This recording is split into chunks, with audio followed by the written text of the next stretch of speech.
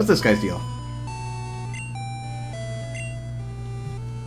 So this is the famous Elm Pokémon Lab. What are you staring at? Oh geez, rude much.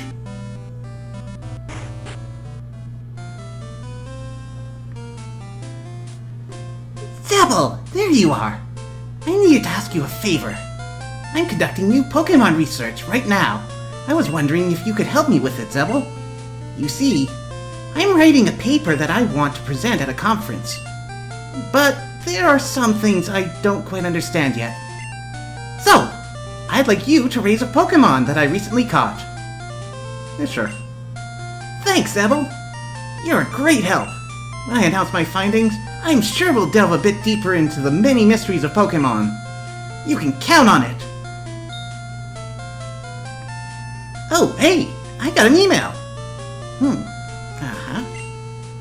Okay. Hey, listen. I have an acquaintance called Mr. Pokémon. He keeps finding weird things and raving about his discoveries. Anyway, I just got an email from him saying that this time it's real. It is intriguing, but we're busy with our Pokémon research. Wait. I know! Zebel, can you go in our place? I want you to raise one of the Pokémon contained in these balls. You'll be that Pokémon's first partner, Zebel. Go on, pick one! So, just as before, you get your choice of 3 starter Pokémon: Fire, Water, and Grass. Let's take a look at them quickly. So first of all, we have Cyndaquil. If you really liked Charizard, but didn't like that it was a flying lizard, Cyndaquil's where you want to go. Literally, it is exactly Charizard statistically. Learns a couple different moves here and there. But good and reliable. Unlike the first game, he will not be your hard mode. In fact, he has sort of in the middle. He has an okay time with the first gym, a great time with the second gym, and kind of goes downhill from there. Except we have Totodile. So, a decent enough water-type Pokemon, cursed slightly by the fact that it wants to be a special attacker, but it has the attacks of a physical attacker. And lastly, no one's favorite, Chikorita. I personally find this thing adorable. A lot of people, more people need to get on board with this guy. Very sturdy, dependable grass type, learns a lot of support moves that will help keep your Pokemon healthy and fighting for a long time.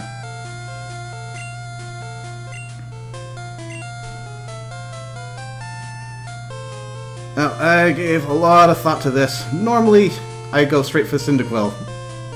Grass and water types, the problem with them is you'll find a lot of them on your adventure, and relatively quickly too, whereas fire types are few and far between. But I want to do something different this time, so we're going to stick with Totodile.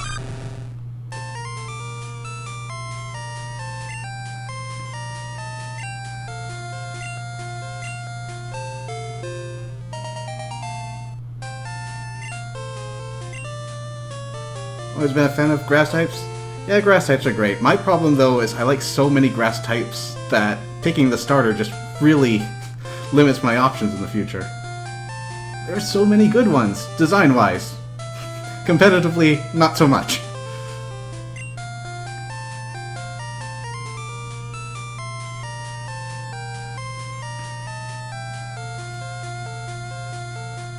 Now, if you are particularly observant, looking at the top left of the screen, you may notice the first of many improvements that they've had over the original system, that being, your Pokemon have gender.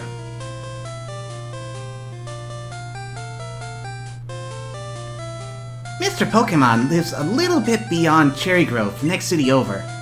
It's almost a direct route there, so you can't miss it.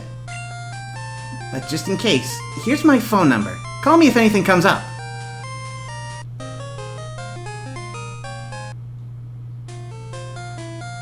If your Pokémon is hurt, you should heal it with this machine. Feel free to use it any time. Zebel, I'm counting on you. So many new things just from this screen. First of all, gender. The majority of Pokemon are gendered. Some Pokemon will only have one gender, others will be completely genderless, and still others will have a different weighting for each gender available. The standard is generally a 50-50 split between male and female. There are unfortunate implications on how they decide which is male and which is female, though.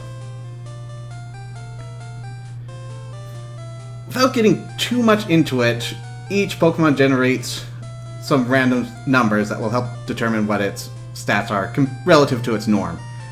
If your Pokemon has relatively low attack, it will be female. Relatively high attack, it will be male. That's all there is to it. Future games will divorce that so that you can actually have an offensive female. But that's not what we're dealing with today. Also, items. Pokemon can now hold certain items, and they will use them during battle. This opens up a huge dimension to strategy. There's our free potion.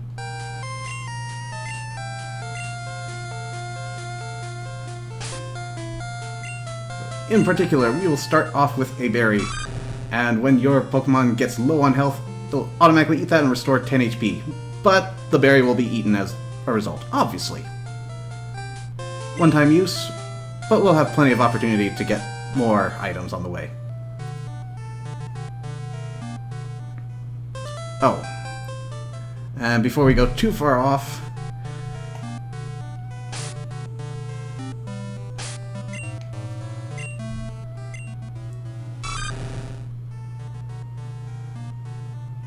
that right there. If you're coming off of red, blue, and yellow, you may be used to seeing 5 different stats: HP, attack, defense, special, and speed. That is no longer the case in the second generation on. Now you've properly got a nice division between special attack and special defense. So it's not a one stat catches all for the special side. Now, what does that mean for past Pokemon? Well, they had to get a new stat suddenly. I'll just cut the music as we go quickly over this. So if it's yellow, then that stat remained the same as its original special. If it's green, it went up, and if it's red, it went down. So you can see here that Charizard and Blastoise actually got some improvements. Pikachu and Raichu are frailer. Sandslash and Sandshrew are weaker offensively, but they never really use the special stat anyways.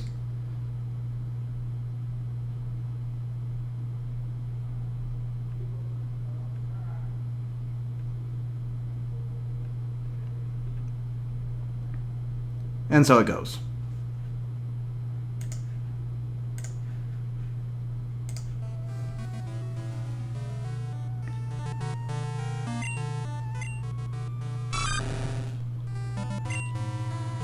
Alright, back to adventure.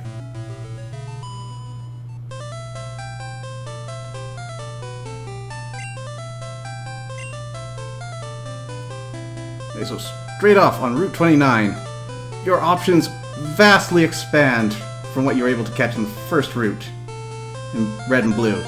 But how much they expand depends on what time of day you're out.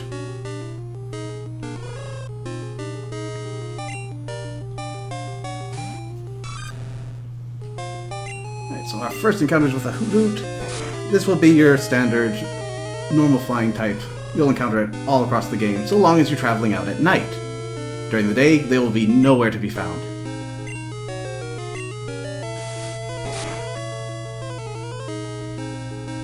Overall, it's about in the same league as Pidgey was. It's slightly more bulky on the special side. So that might be something you're looking for.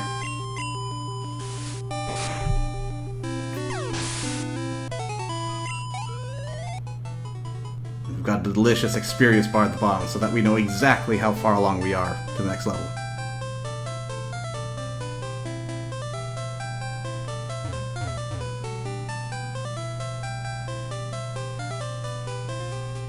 I inquire as to the name of TikTok. It's pretty straightforward. Think Peter Pan.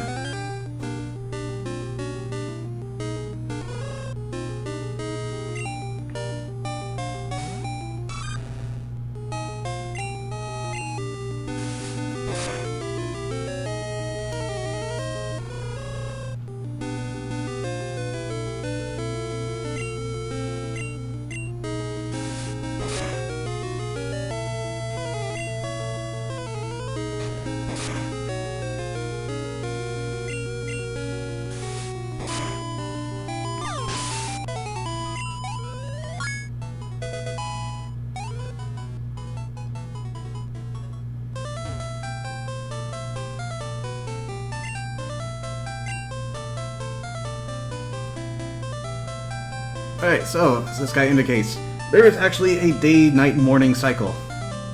And different Pokemon will appear at different times of the day.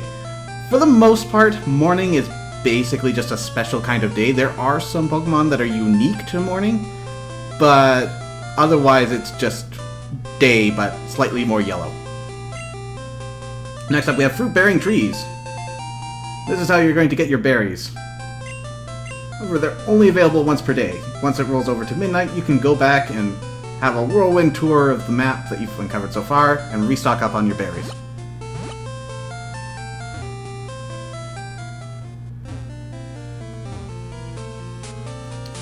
So, first thing in a new town.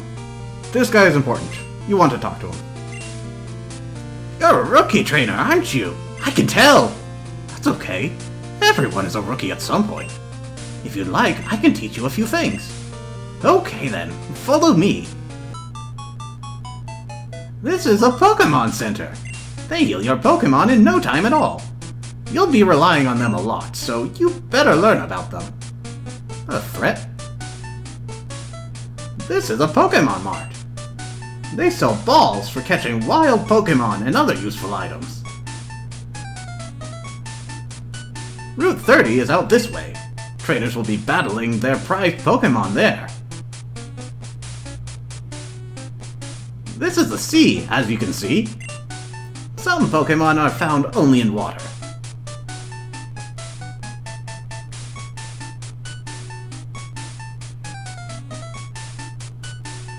Here? It's my house! Thanks for your company. Let me give you a small gift.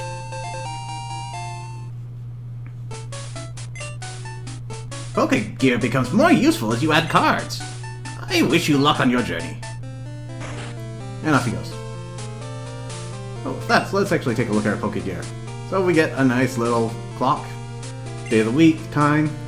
We've got our map card, so we can take a look at the entire region we'll be exploring. And we've got a phone.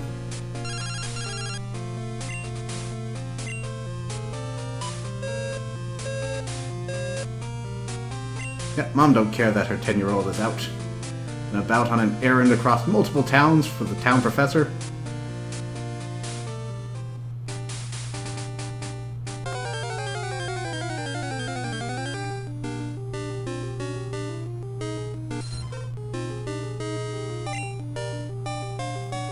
Huh.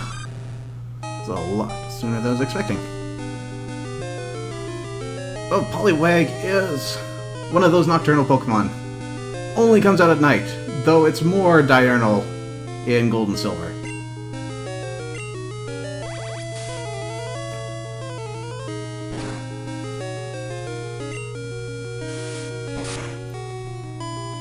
Oh shoot, I just realized I forgot to change the title. One sec.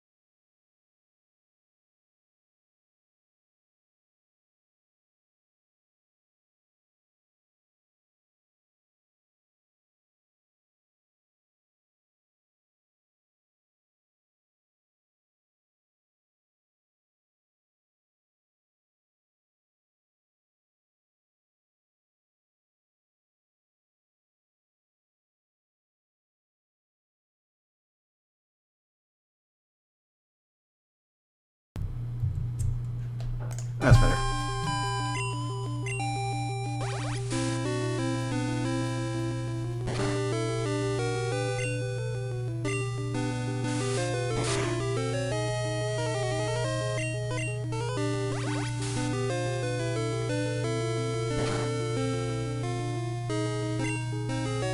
And color-coded health bars.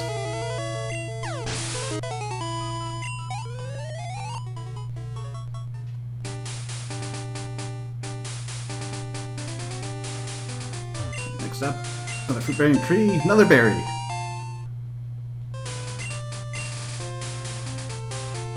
Let's check inside house.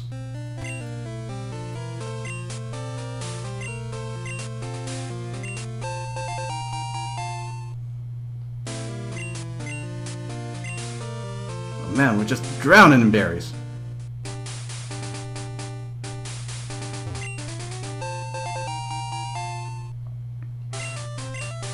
So useful if we ever get poisoned. Further I can. Okay.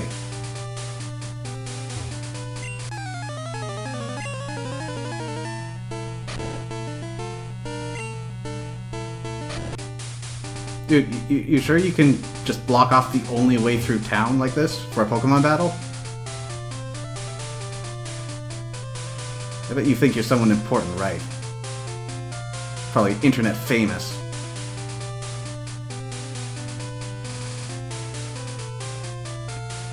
But it's just a little bit further, and as I say that, we get into a battle.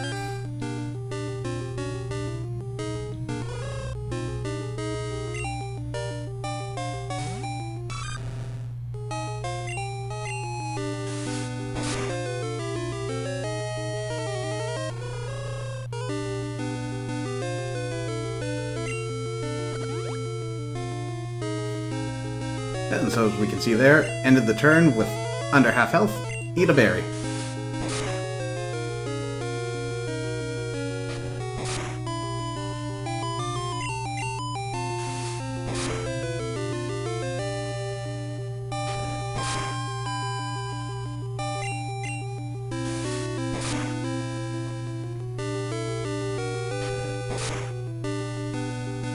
And we already need another one.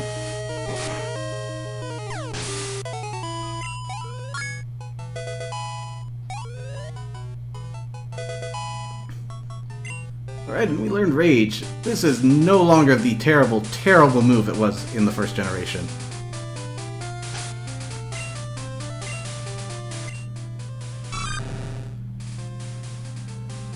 To explain, Rage was a very weak move that caused your Pokemon to go into an unusable fury. They would just use Rage, turn in, turn out, no control whatsoever. And every time they got hit, their attack would raise, but you're still using Rage. Now, you're no longer in an uncontrollable fury when it happens, and you can choose your moves following it. You'll only get Rage boost if you take damage during the turn you use it, but at least now you can switch up.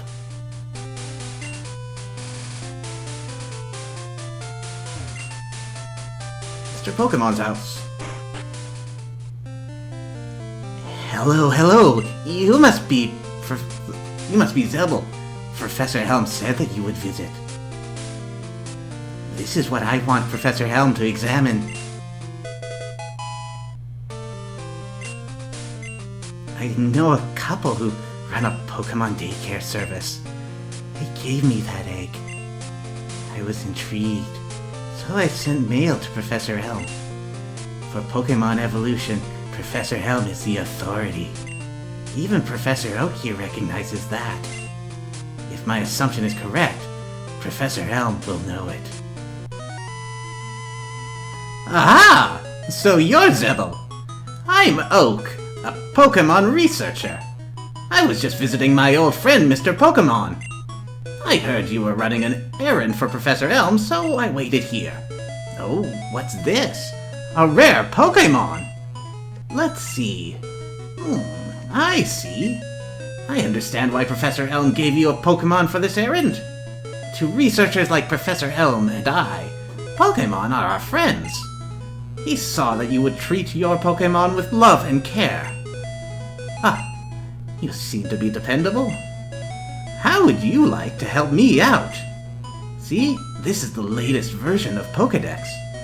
It automatically records data on Pokemon you've seen or caught. It's a high-tech encyclopedia. Go meet many kinds of Pokemon and complete that Pokédex. But I've stayed too long. I have to get to Goldenrod for my usual radio show. Zebel, I'm counting on you. You are returning to Professor Elm? Here, your Pokémon should have some rest. I'm depending on you. Not creepy at all. Hello, Zebel. It's a disaster. It's just terrible. What should I do? Oh, no. Please, get back here now. I'm sure he's fine.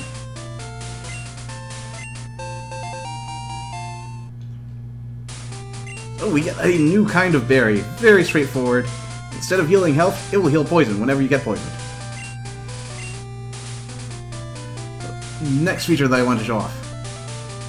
This is your inventory. Notice how we have pockets. This is an incredible innovation that was sorely lacking from the first gen. They can hold more than 20 items at one time, and they automatically sort themselves.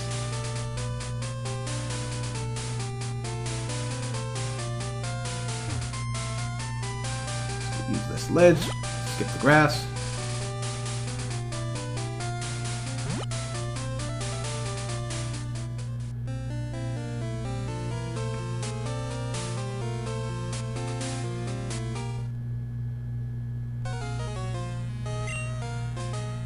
You got a Pokémon at the lab. What a waste. A wimp like you? Don't you get what I'm saying? Well, I too have a good Pokémon. I'll show you what I mean.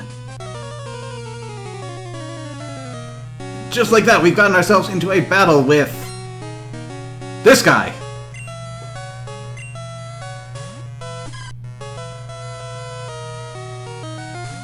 And not only that, but he's got a Pokemon that has an advantage on us on the type chart. That's right, it's our rival. An interesting twist, you're actually able to level up before the first time you're able to fight your rival. This makes him a lot more polite than that green fellow.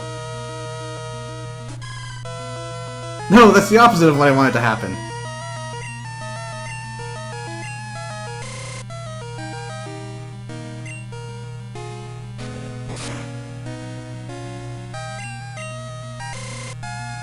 So don't worry too much. He won't be able to exploit any of your weaknesses. And you've probably gained a couple levels on him.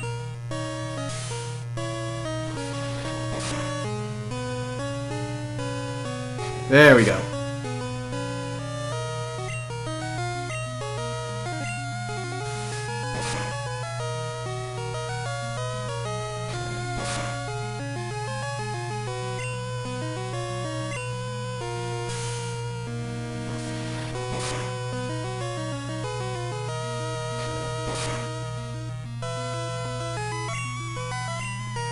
This should do it.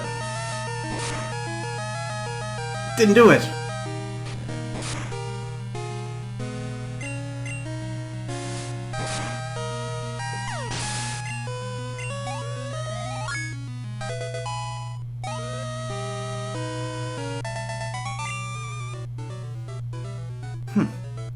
Are you happy you won? My name's... I'm going to be the world's greatest Pokémon trainer. You're off to a great start there, buddy.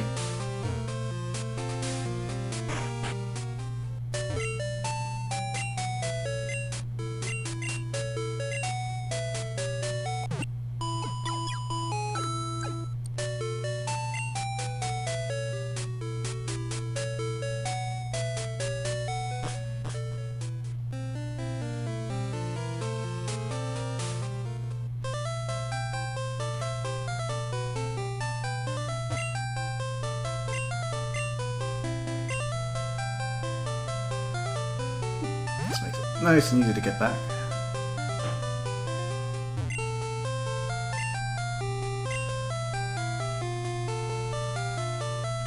That's kind of unfair to say that. An unfair thing to say, seeing as you have to go through grass the first time you get a Pokemon.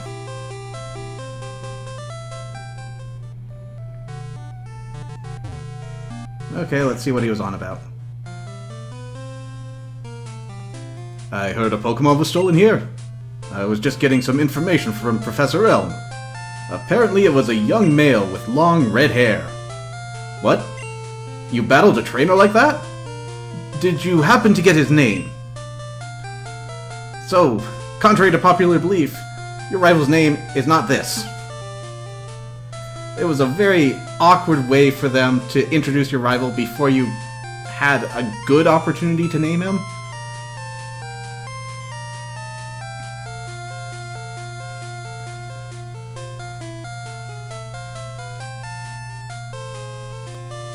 Okay, so Silver was his name. Thanks for helping my investigation. Well, looks like my work here is done. Wow, he really just let me leave. This is terrible. This is terrible. Yes. What was Mr. Pokemon's big discovery? This? But is it a Pokemon egg? If it is a great discovery. What? Professor Oak gave you a Pokedex? Zebel, is that true? That's incredible! He is superb at seeing the potential of people as trainers. How, Zebel? You may have what it takes to become a champion. You seem to be getting on great with Pokemon, too. You should take the Pokemon Gym Challenge. The closest gym would be the one in Violet City. Zebel, the road to the championship will be a long one. Before you leave, make sure that you talk to your mom.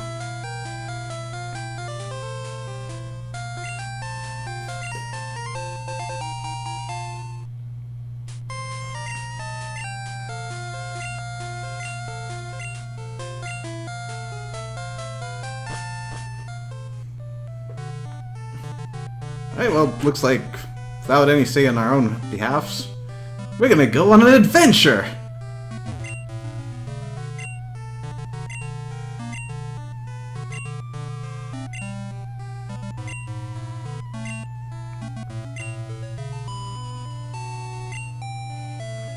So, this is kinda divisive. Your mom offers to take care of money for you, and in some instances, that's pretty helpful. If you're in situations where you end up blacking out a lot, having all your Pokemon gone, she is a very efficient bank. Not only that, every time you do a battle, she will take some of your savings automatically to save them.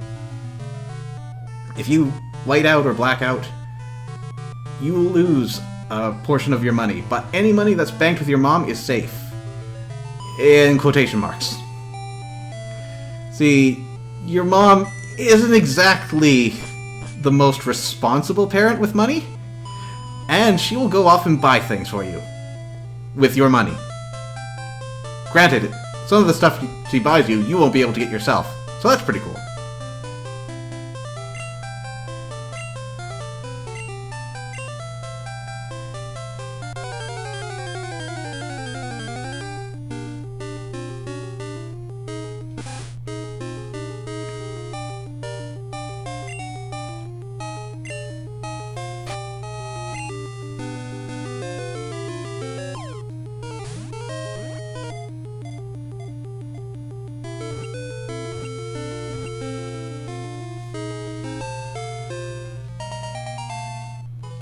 Congrats, man with flattest hair.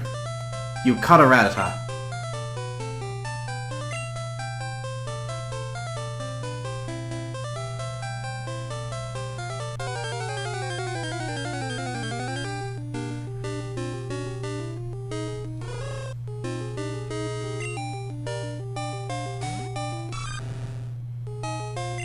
Alright, let's get this journey started.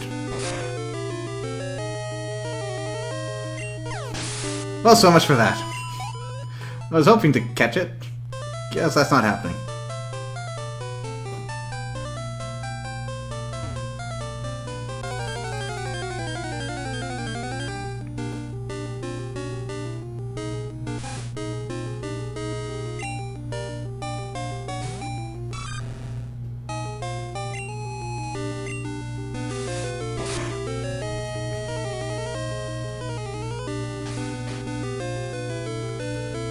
So that title that I rushed to change and you may or may not be seeing right now, I went about and caught all 151 Pokemon in the original Pokemon Blue. I am not going to be doing that here, and probably not for the rest of my Pokemon career. However, I will make an effort to catch all the new Pokemon. And as far as Generation 2 goes, you're going to have a pretty easy time of it.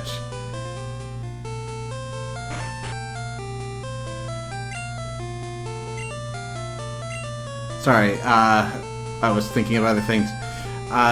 Old Pokemon. Old Pokemon are easy enough to get. With a couple of exceptions, every Pokemon can be obtained across all games in this generation. Those exceptions are the starters, the 2 fossil Pokemon, Kabuto and Ammonite, and all of the legendary Pokemon. Otherwise, it's in this game.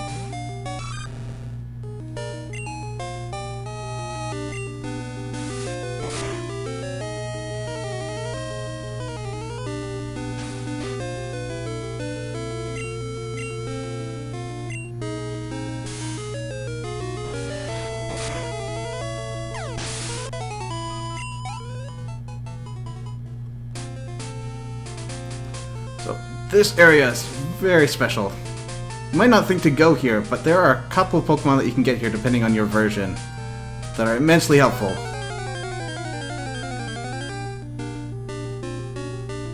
We haven't found it yet, but trust me, they're here.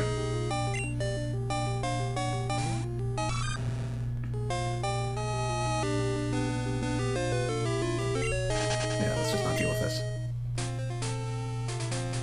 So, first one, which we're not going to see, if you're playing Crystal and you're online the wee hours of the morning, you'll find a Phanpy down here. If you remember Sandshrew from the past game, it's basically Sandshrew, but better.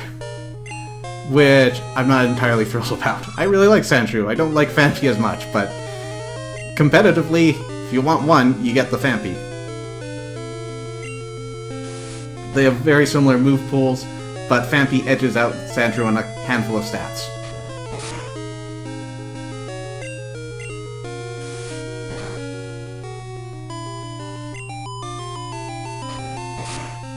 What am I doing? I don't want this guy.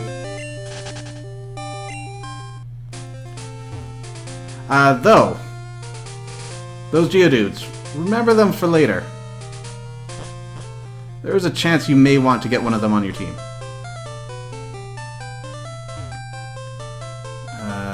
We'll find some of these guys later.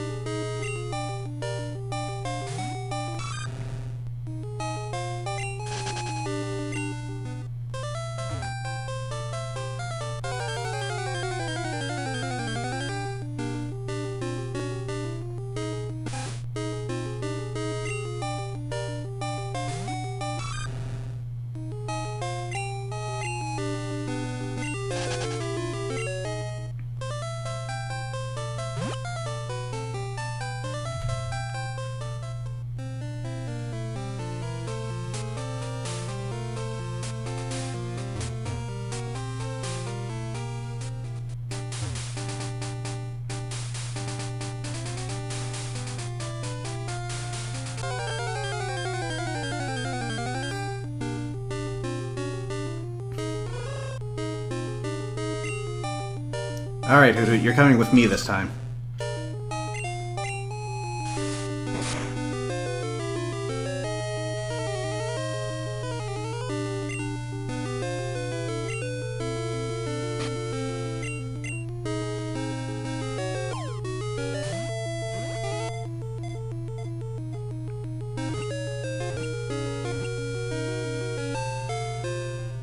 There's a good boy.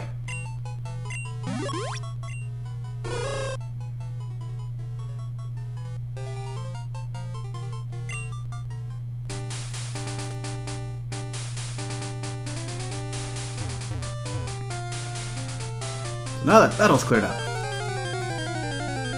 This one's just beginning. Oh wow! You may be very familiar with these if you've played any Pokemon game. but it's actually a very rare encounter for this route. Only available at night.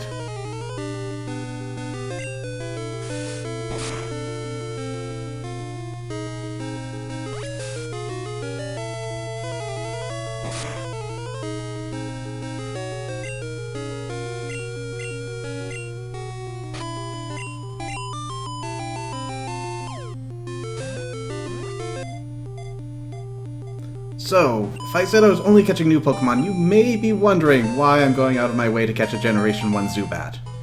The answer is, several Pokemon got new evolutions. Zubat is one of them. We'll be dealing with him much later down the road. But for now, he's ours. She's ours, I'm sorry.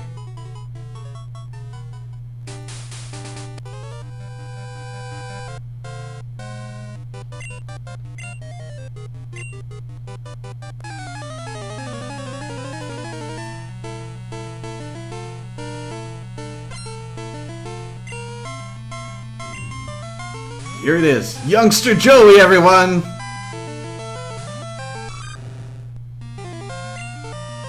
One of the most internet-famous trainers there are.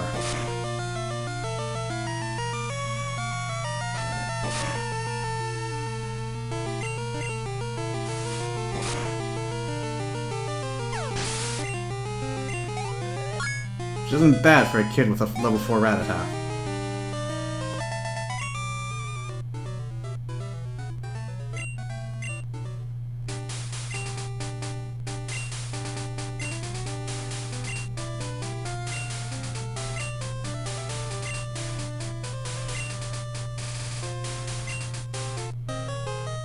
Look, we've made a friend! Some trainers will give you their number after you defeat them and talk to them again. This can have a variety of effects depending on whose number you get. For this guy, and in most cases, they will periodically call you up for rematches. It's a good way to get some extra XP if you're in the neighborhood.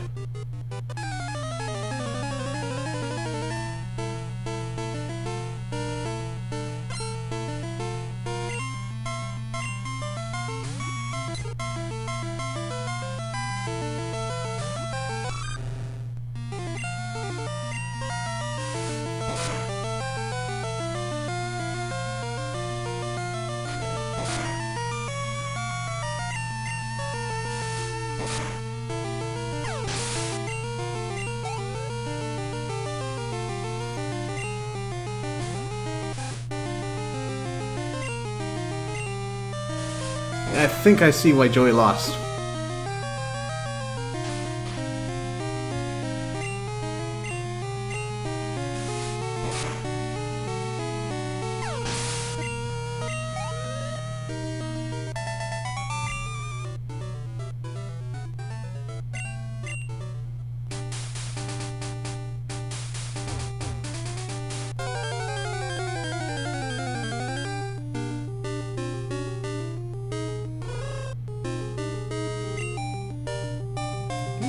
We've got one of you already.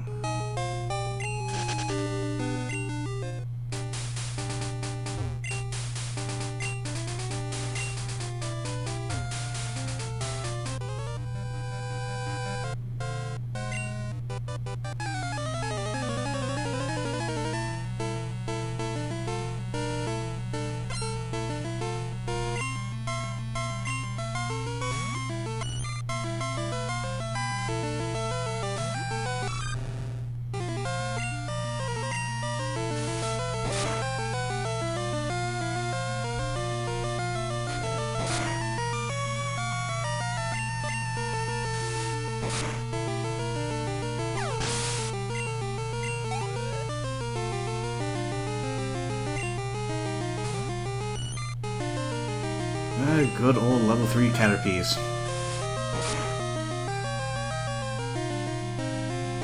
I can tell you, kid, you're going places in 7 levels.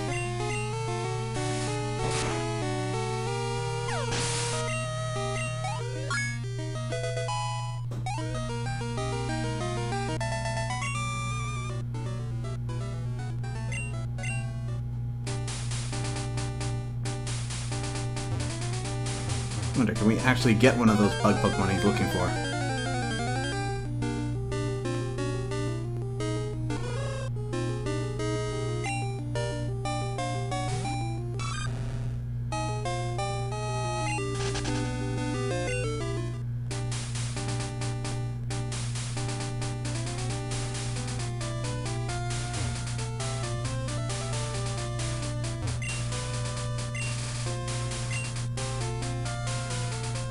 Dark cave, you say?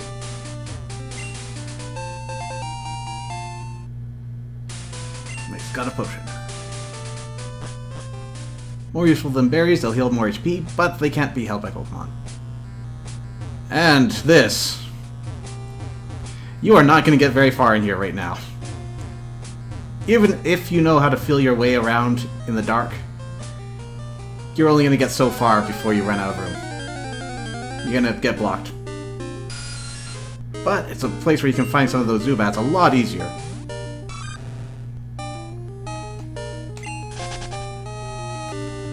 On top of that, there are some very useful things here, but they're incredibly rare. You'll find Zubats and Geodudes pretty commonly. There's also another Pokemon, if you come in the morning, which you normally won't encounter until much later in the game. But they only appear at 5%, and then there's what you're really here for at 1%. I don't advise hunting it down now. In another Pokemon game, I've had my experiences hunting down 1%ers. They are not something that comes by easily. I'll elaborate on the story down the road.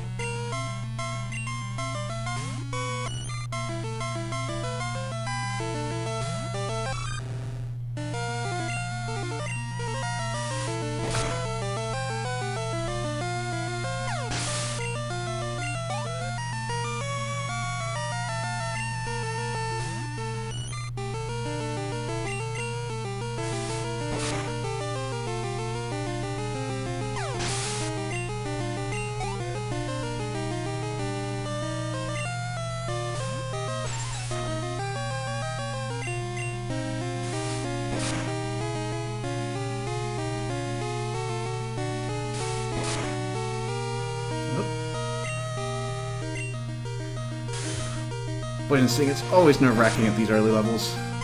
Poison is not a fun time.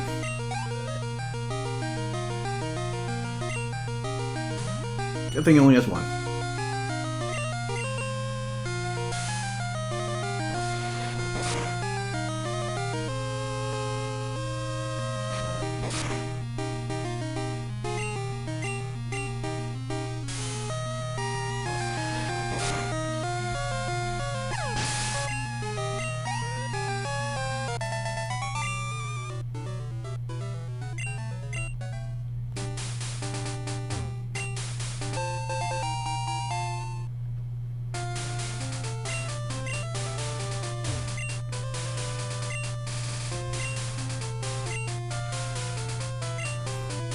Oh man, this guy really knows how to appeal to my ego.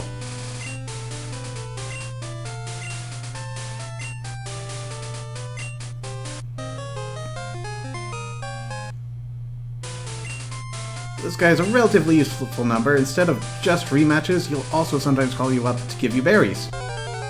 Free stuff is always good.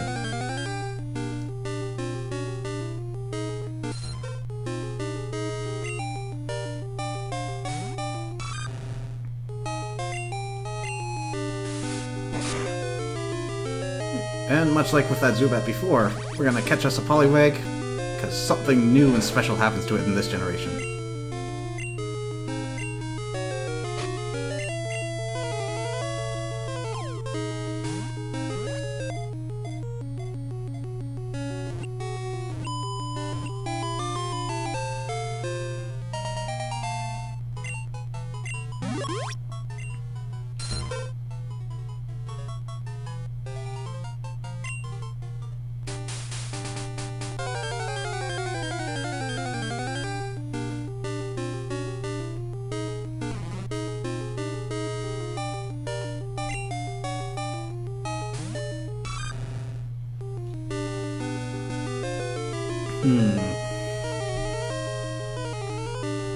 So, Bellsprout, fairly standard grass-type Pokemon. Could do worse than having it on. If you're taking around a Chikorita, I may suggest you catch one of these or one of the Geodudes from earlier. This one's a little more complicated, the reason why. But suffice to say, you may be having a bit of trouble if you don't do one of those two. Here we go. The new Bug-type Pokemon only comes out at night and only in Crystal and Gold. There's a counterpart in Silver and Crystal that only comes out during the morning. But it's not morning right now, so we're not catching it.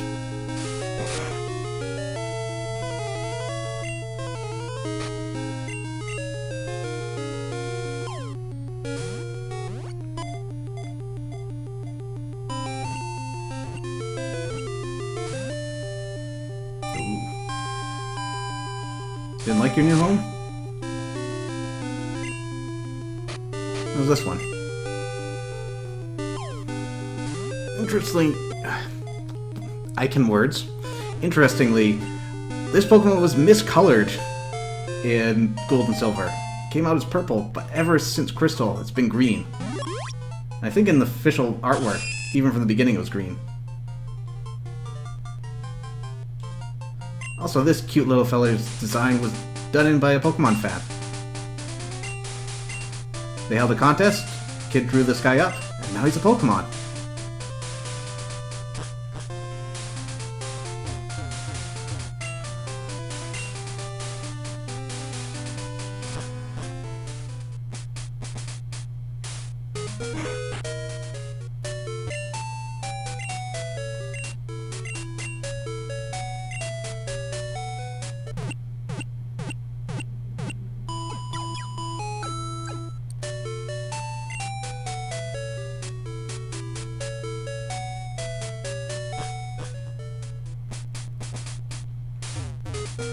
Okay, so I think it's... Well, first of all... Earl's Pokemon Academy. Drop in here, you can get a lot of pointers to start off your journey.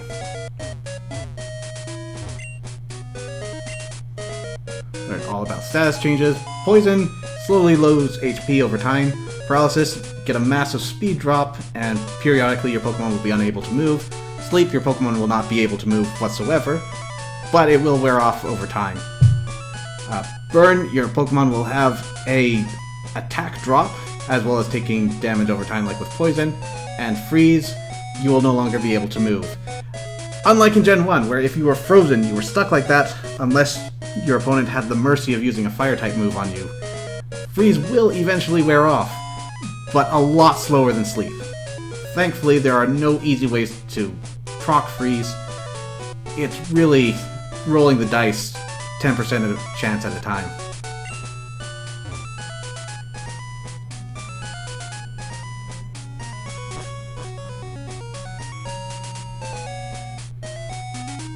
So I don't want to head there just yet.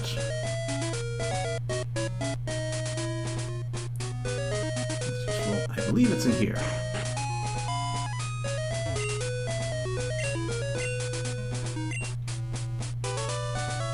Not in here. It's a Pidgey named Strawberry.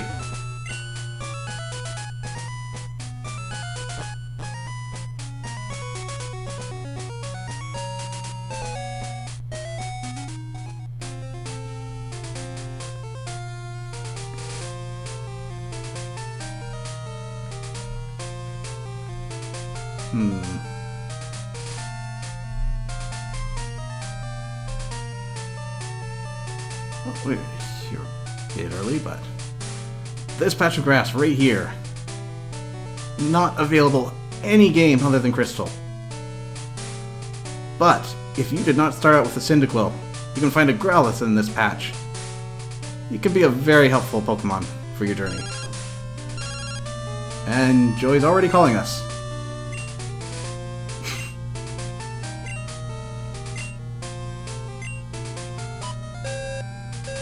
We'll actually take him up on that offer, but not right away.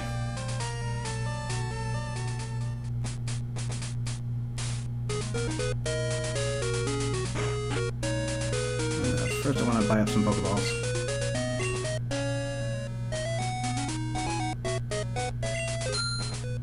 And grab this for the road.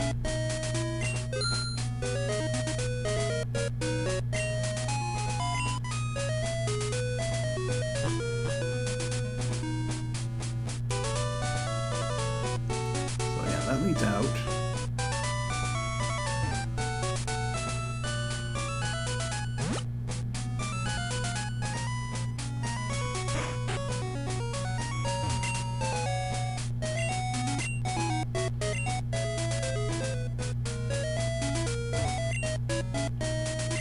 There you are. So if you caught a Bellsprout, you're actually able to trade it to this guy and get an Onyx. And while you will be able to encounter those fairly soon, it's a little bit after you'll need it.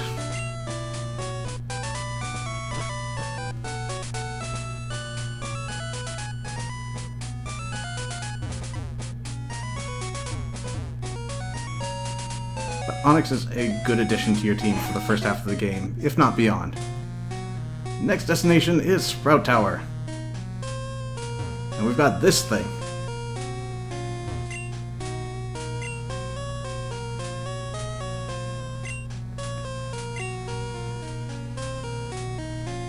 That is some training.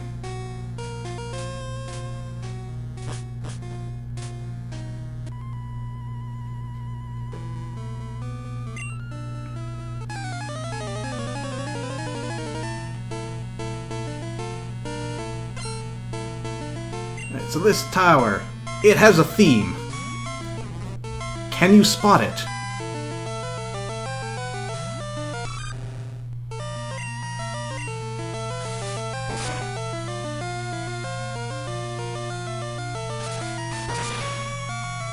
Oh, this is going to go wonderfully. If you bring in a Totodile, you might have some trouble.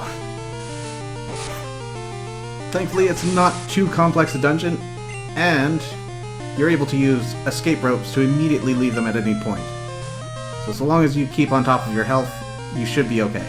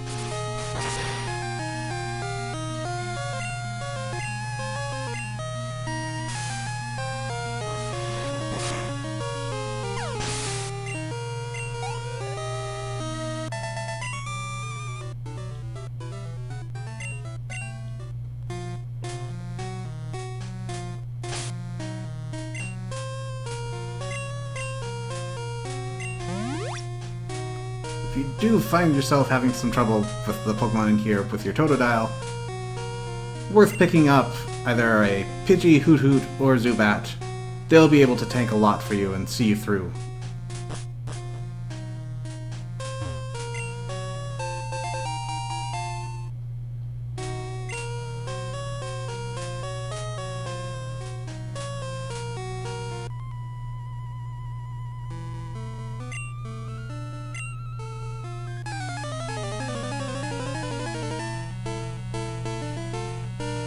Man, I wonder what new and exciting Pokemon he has for us today.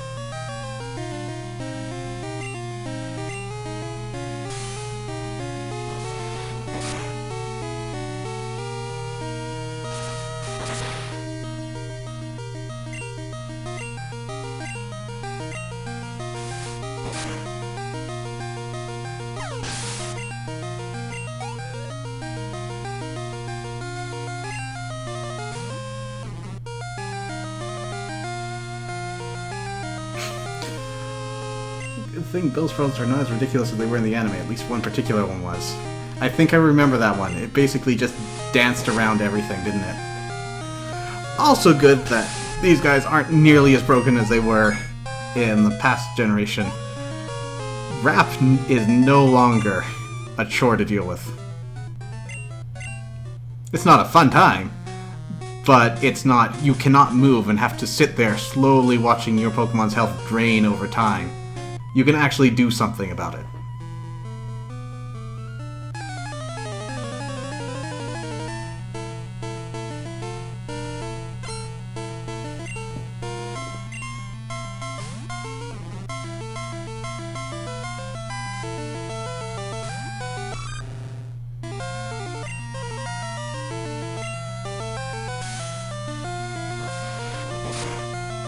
I think we're ready to sweep after one Vine-Whip now.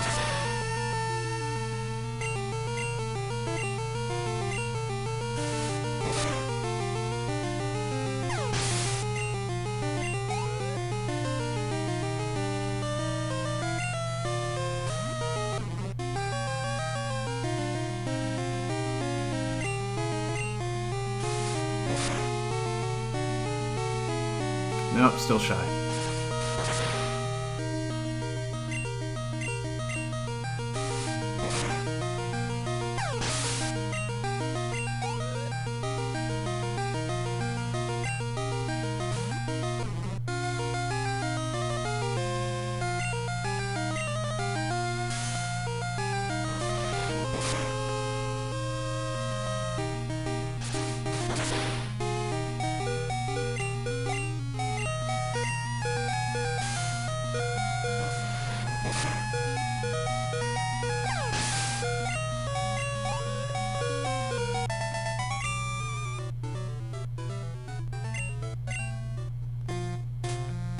I think TikTok needs to simmer a little.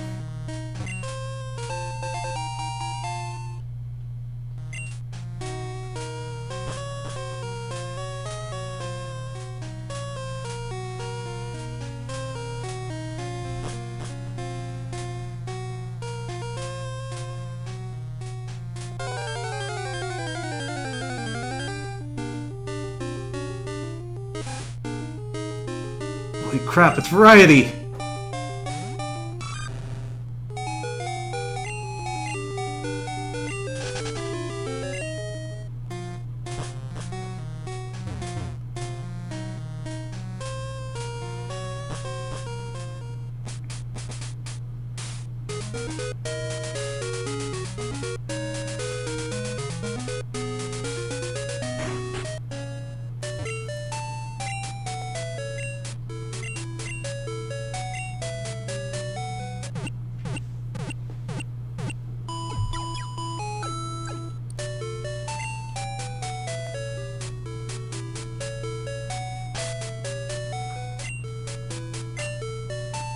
I want this.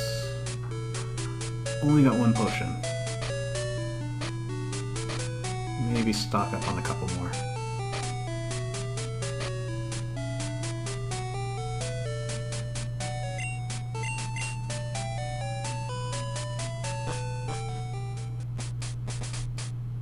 Yeah, 3 should be good.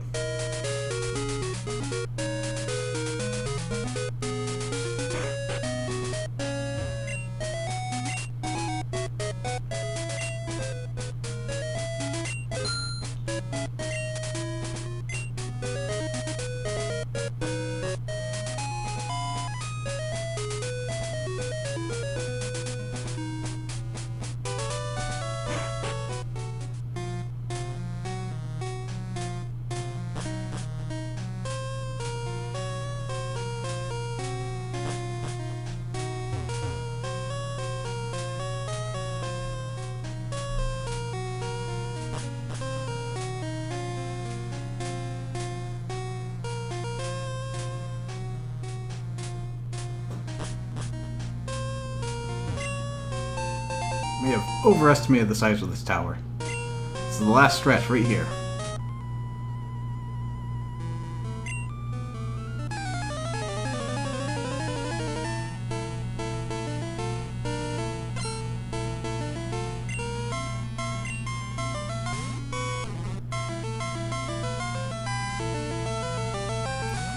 Ooh, this could be interesting.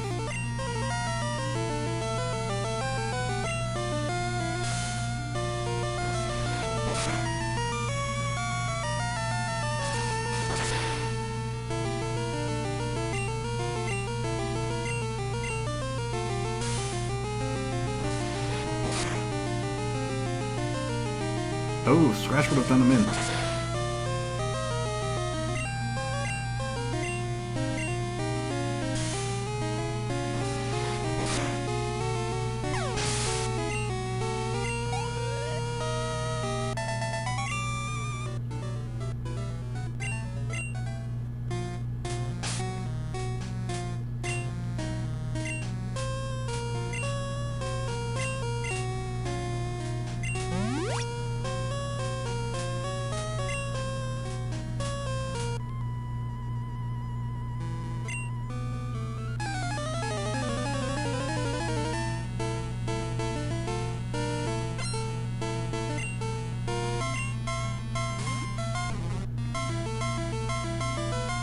Okay, so now we know how this works.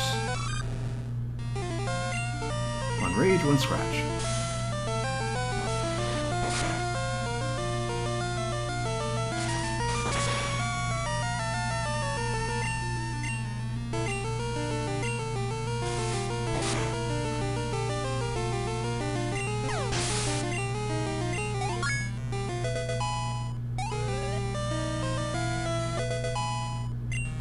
Oh, he'll be very helpful here.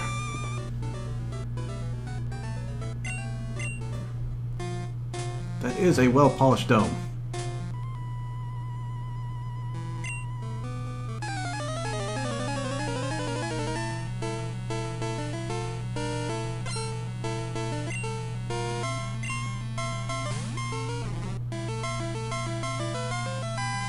Oh, this is going to be rough.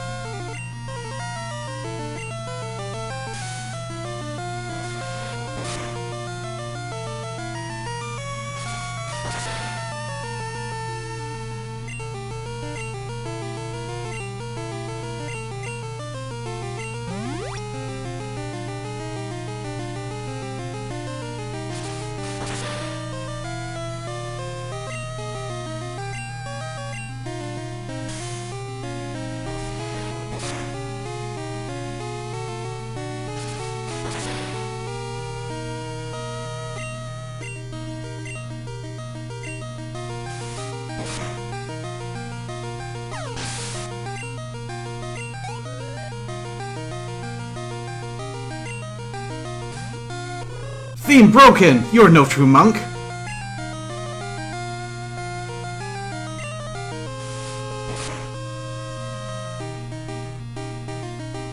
Shame.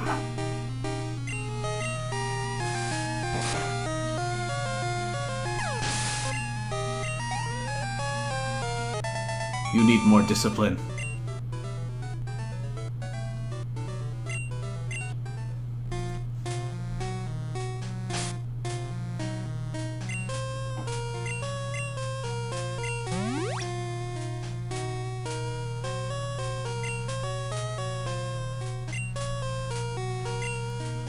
Let's give you another berry.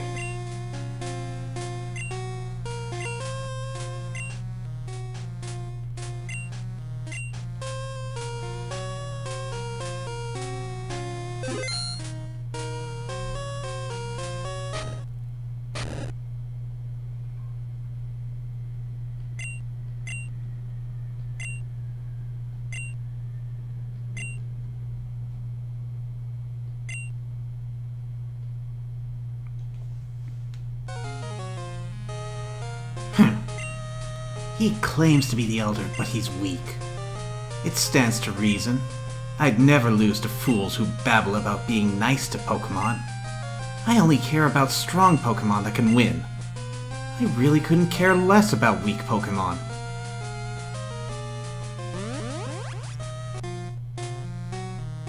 Well, good news is we're not fighting our rival. Very useful escape rope right here, just in case you don't want to walk all the way back down. And just as I'm about to wrap it up, another random encounter.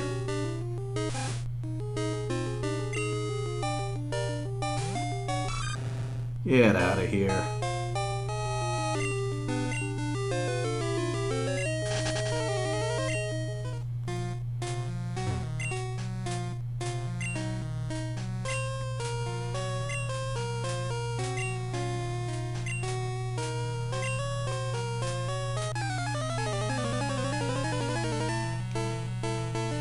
Right, and surprising no one, the final test is Bellsprout.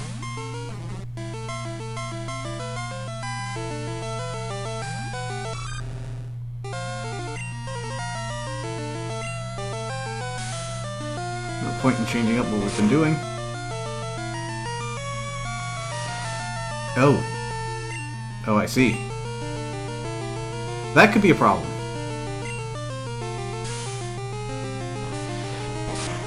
Growth has raised up his special attack, and grass types are special type attacks.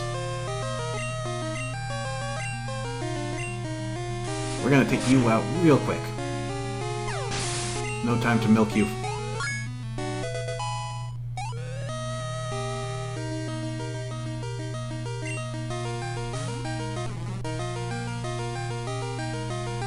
I wonder, are you just gonna growth again? In this case, I might be better off with 2 scratches.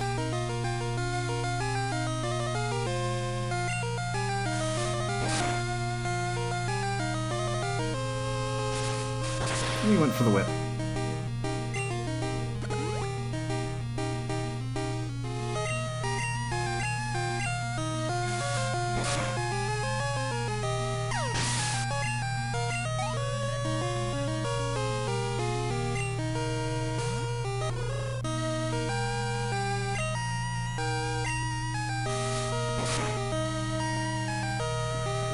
And capping it all off. Even the Master Sage doesn't have enough discipline. But that's a pretty strong Hoot-Hoot.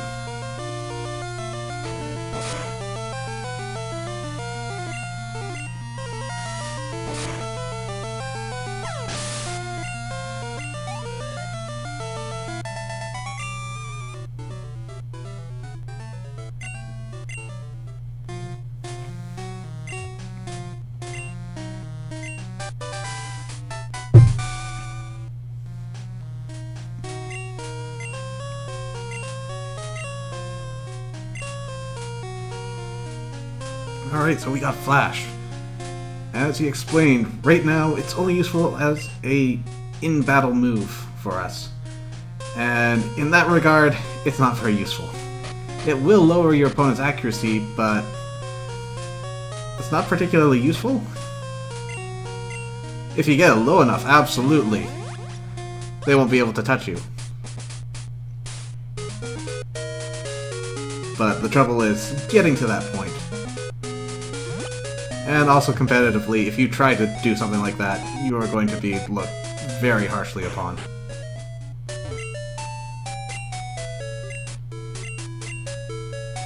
Very few people enjoy Pokemon as a coin-flipping simulator.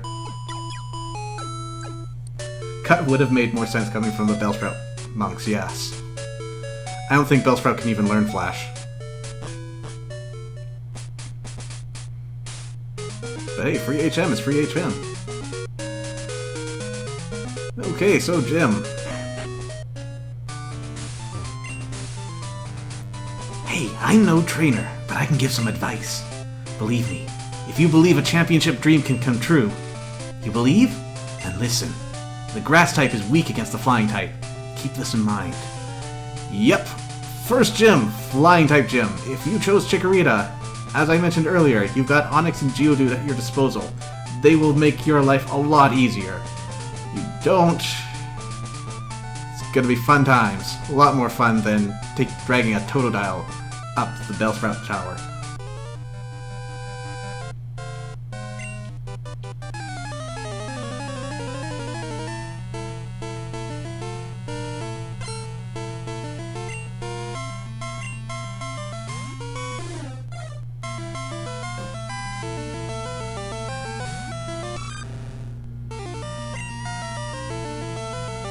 Actually, before I decide on that, what is your stat distribution like?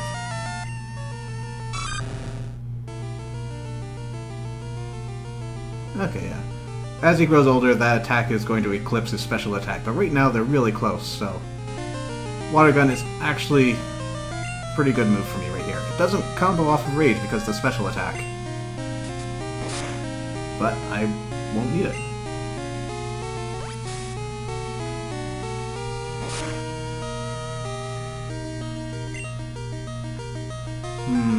Do I think that was a low roll and risk the 2 shots, or do I build up some rage?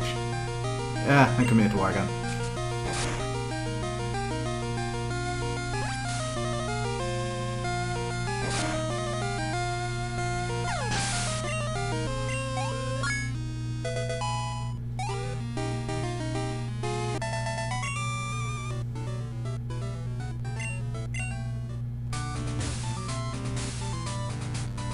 Unfortunately, this gym is not very interesting. You've got a $sign in the middle of the floor that worms you through 2 trainers that you can't avoid. It's a decent enough warm-up, though.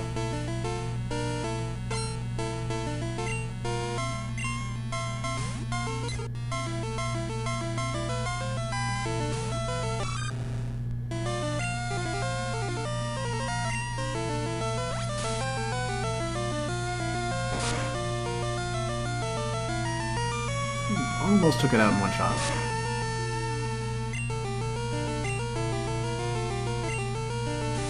And these guys are having a field day critting me. Just strange since critical hits are no longer based off of the Pokemon's speed.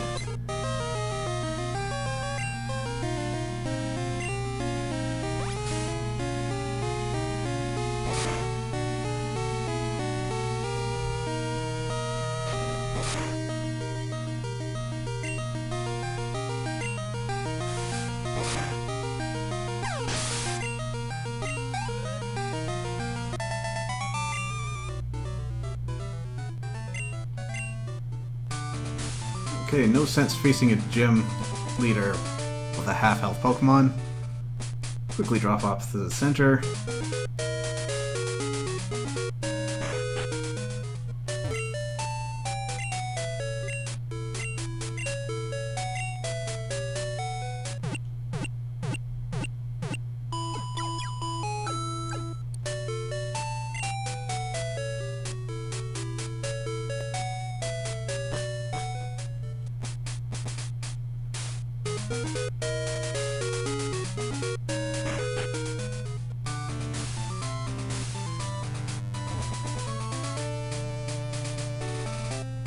Nice hair.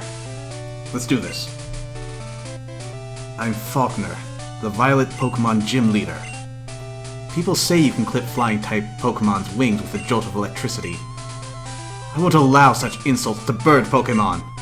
I'll show you the real power of the magnificent bird Pokemon! That hint is not useful at all if you're playing Crystal. You are not able to catch an electric type this early on.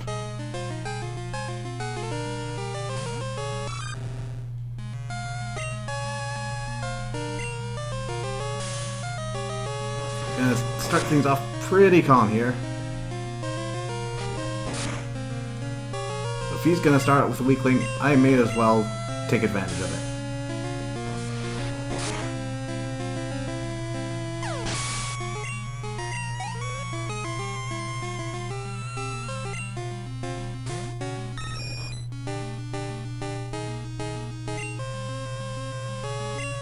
Guy's even weaker than the Bellsprout Tower.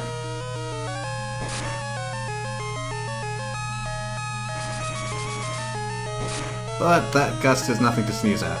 It did very little damage to TikTok, but that's mostly because of the levels. If you came in here with a Chikorita especially low level, that would be it. It's no longer a normal type move. It's flying.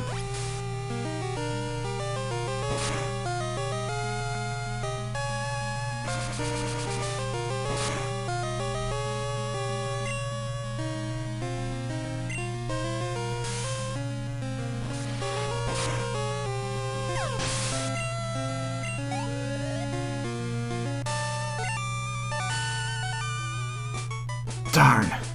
My dad's cherished bird Pokemon! Alright, take this. It's the official Pokemon League Zephyr badge.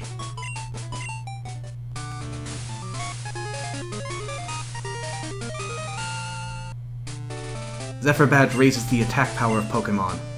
It also enables Pokemon to use Flash if they have it at any time. Here, take this too.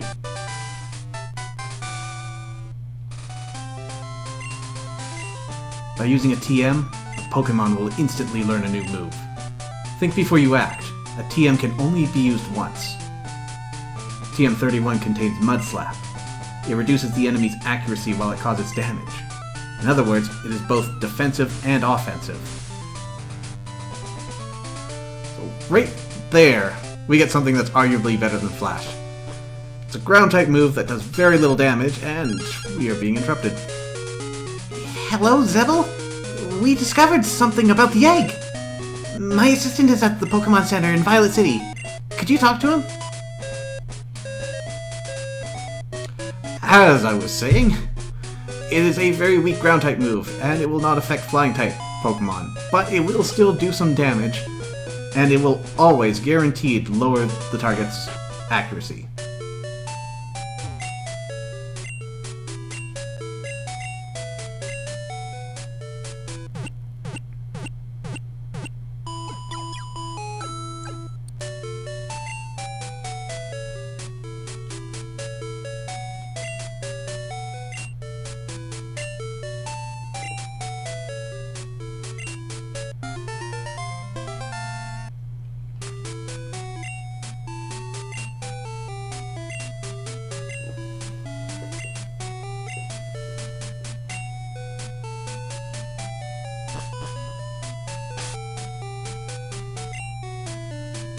Okay, and we have got our first egg. As a Pokemon, it's not particularly useful. But keep it in your party, walk around and give it a lot of love. And you won't be disappointed.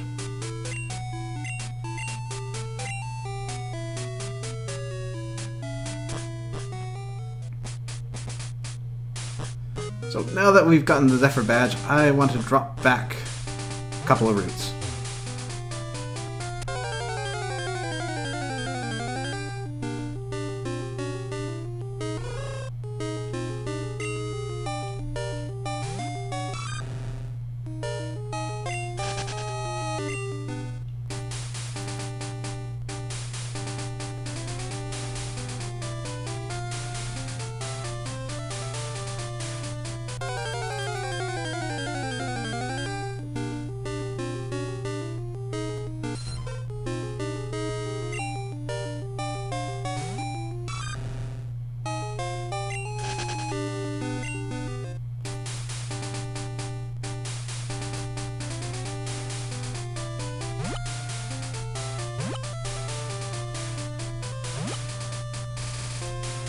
Joey!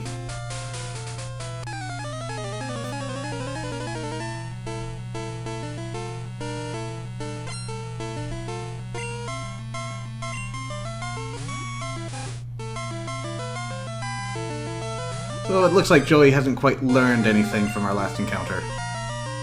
Shame, really.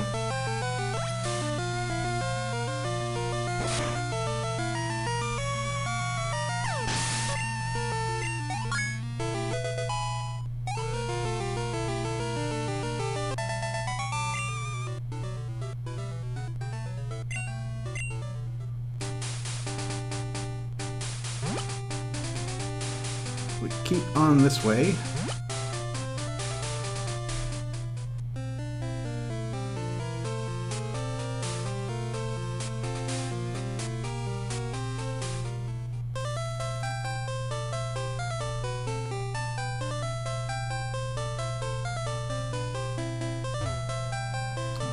Trying to remember where she is. I think that's her. It's Tuscany!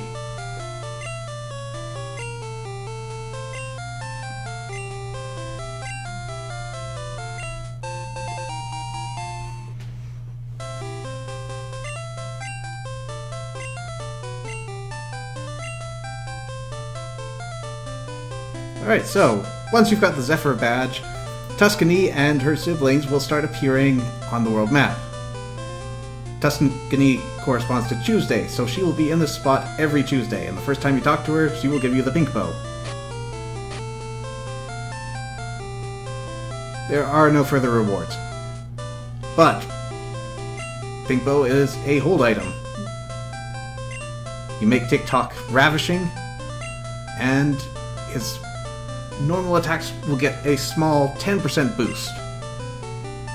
If you've got nothing else going for you in your item slot, these items can be useful, but they're not particularly overwhelming. But this early in the game, getting a boost to normal type attacks is very useful.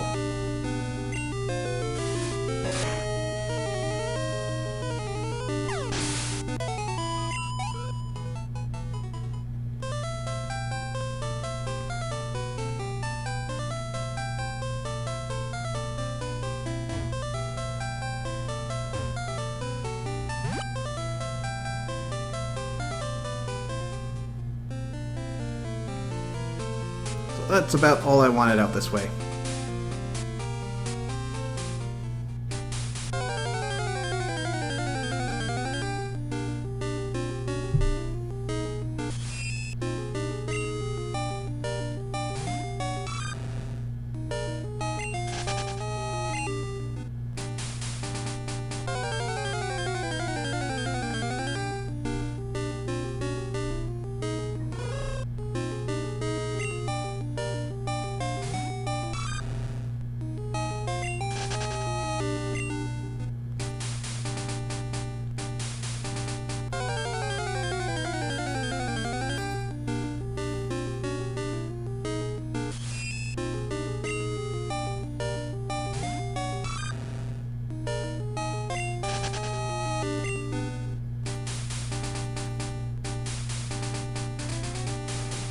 I am on the wrong side here.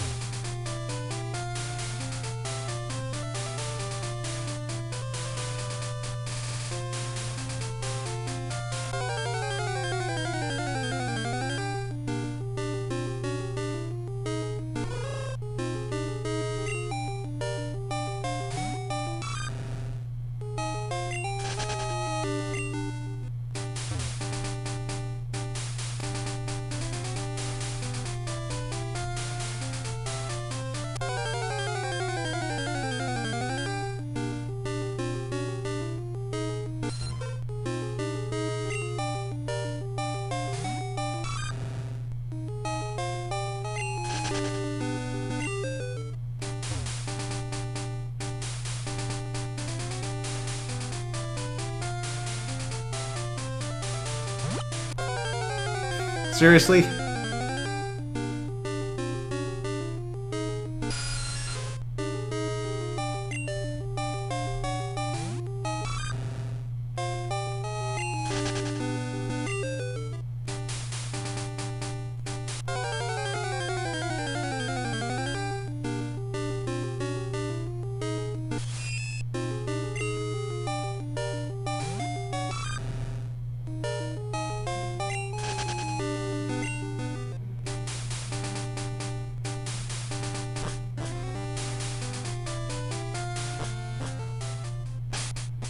Take any hits?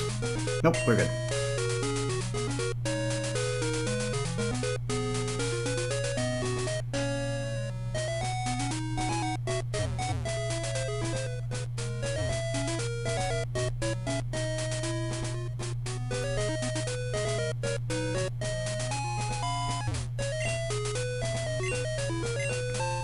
It's Purr's Cure Berry. Much like Precision Cure Berry, this will get rid of your paralysis.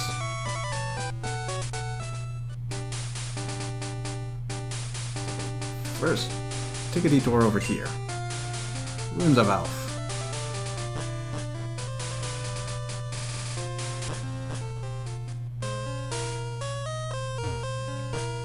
a fairly neat area.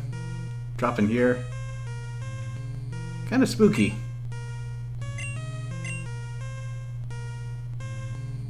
But not a lot going on.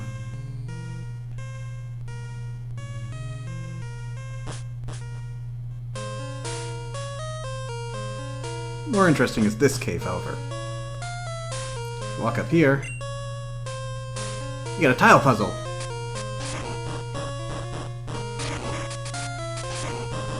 Thankfully these have borders, so you can get the edge pieces pretty quick.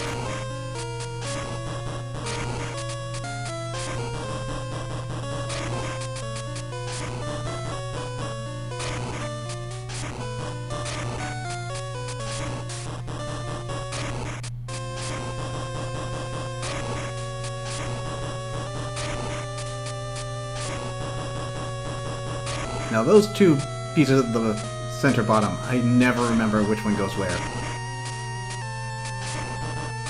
We'll see if I guess right this time. But they're very easy to interchange. Yeah, other way around.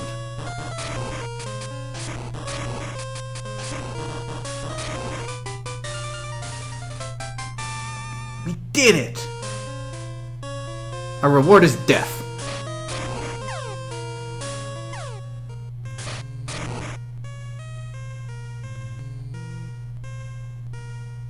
I'm sure we'll be fine.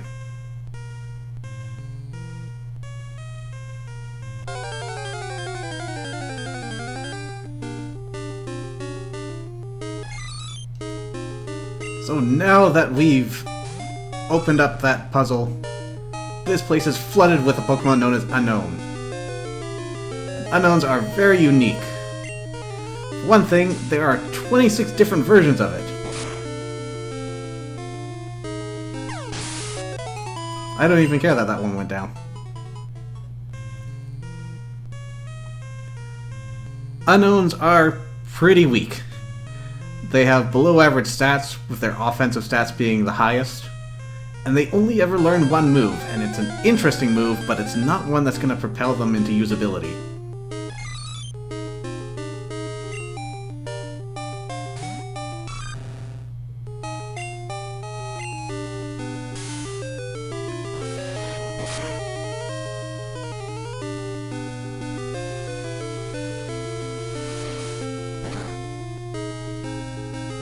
Not very effective. Neat. So what Hidden Power does, based on how your Pokemon's stats are, and I alluded to these earlier, they're raw modifying stats.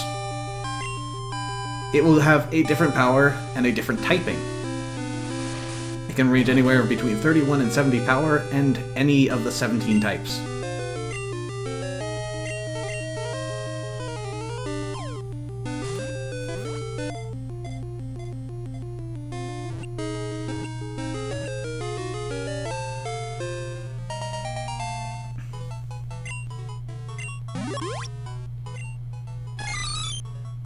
Neat, we caught the very Pokemon that the mascot of this game was having issue with in the intro.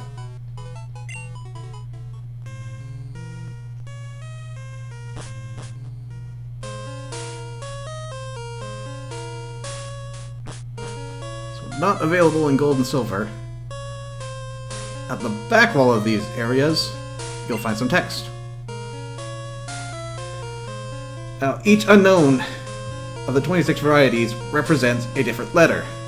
Some of them are easy to tell, some of them not so much. But, suffice it to say, this spells out escape. So, we'd look into our pack. Hitting down. Take out our escape rope. Use it. And we're outside. But if we go back in,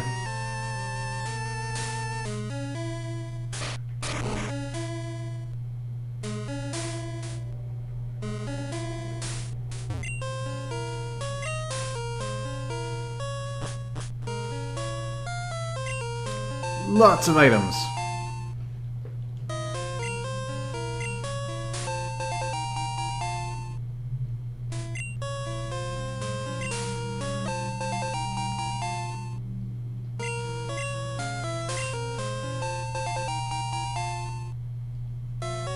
there's another hole if you want to jump back in and catch more unknown.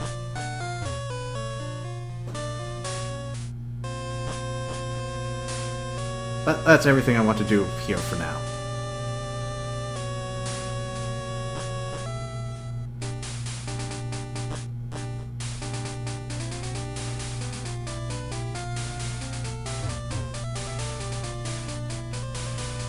This guy will block your way if you don't have the Zephyr badge. Good thing we went and cleared that up.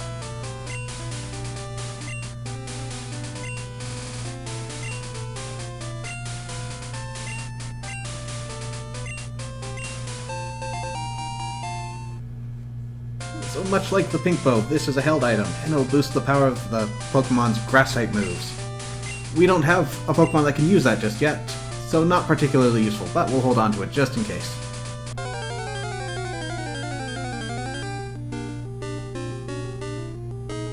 And new Pokemon. Only comes out at night. And it is just the happiest thing to never have arms.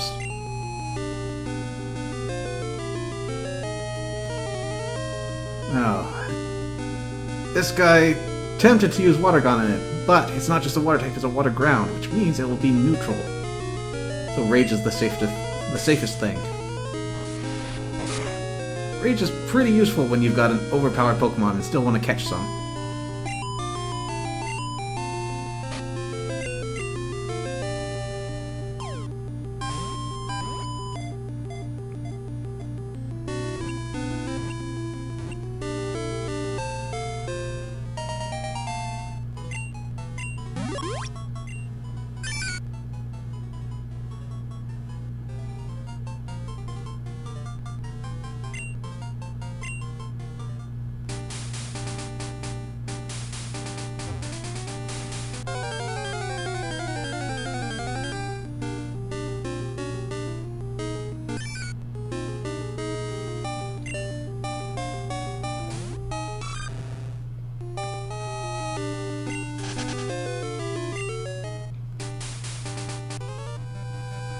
It's trainer time.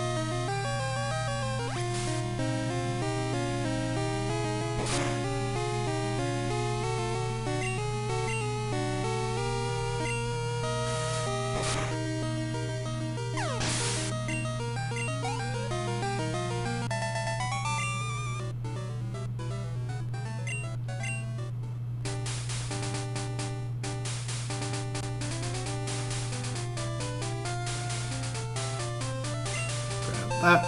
Ooh, repel. And right as I get it.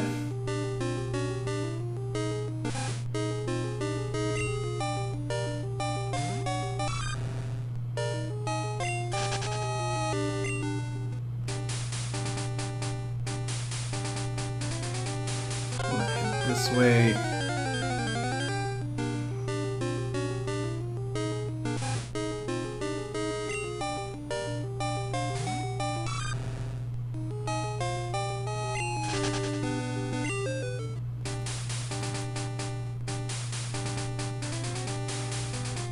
Alright, trying to remember which one it is. I think it's you.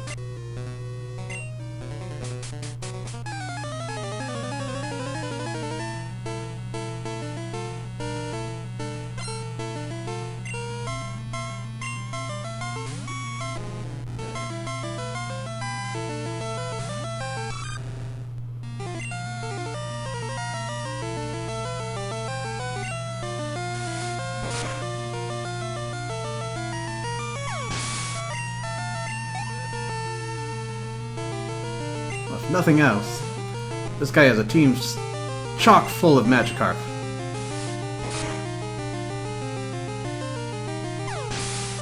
you've caught a new Pokemon and want to level it up, you're not actually going to get very far here. Magikarp give out pitiful experience. Oh, but you broke out the level 15.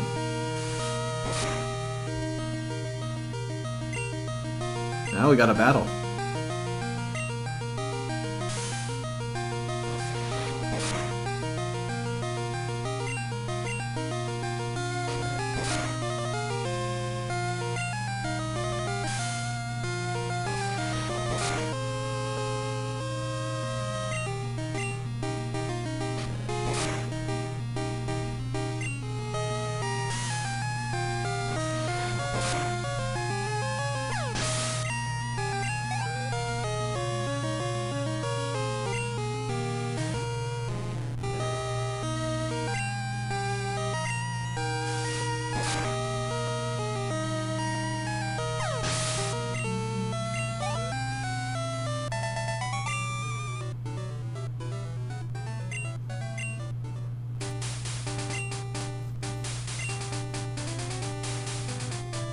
You're not the one I wanted to talk to.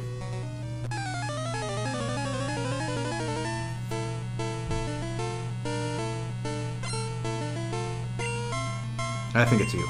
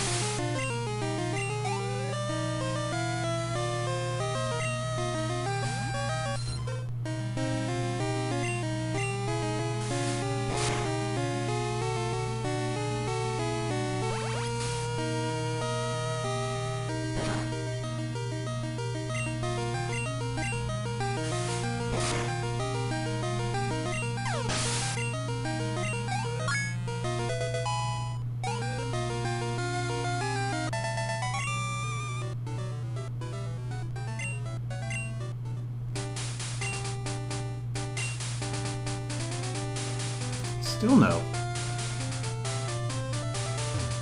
Okay, you're our last option. You must be him.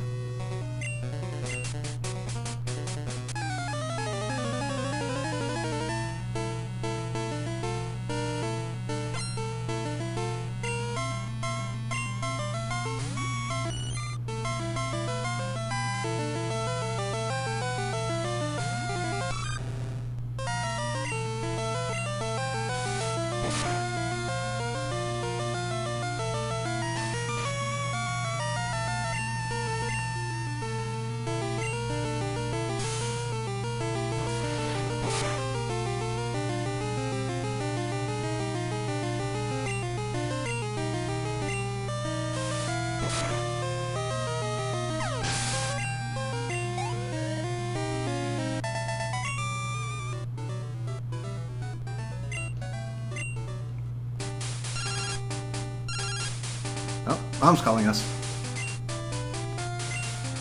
And there she goes.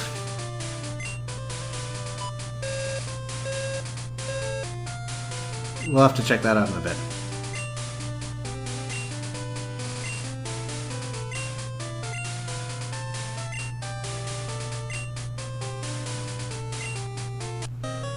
Hey, we got a new friend. Ralph is particularly useful for a limited amount of time. There are actually some rare Pokemon in these waters, and at certain times, they will become a lot more common than other Pokemon.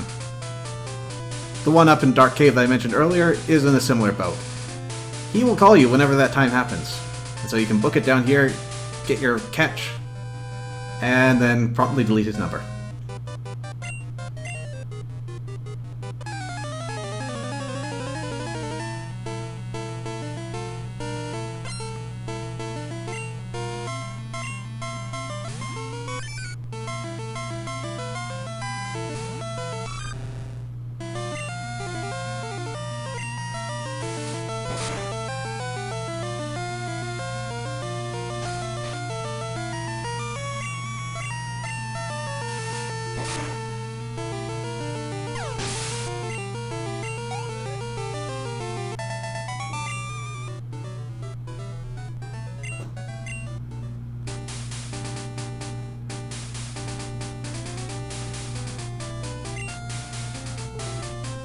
Slowpoke tail. Tasty and nutritious, you say? Controller, disconnected, you say? Yeah, I think I might be able to cover that.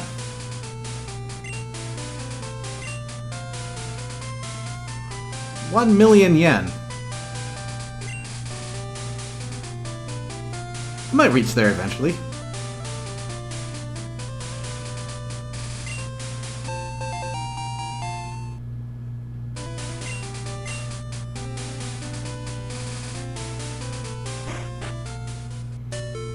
First of all, talk to this guy.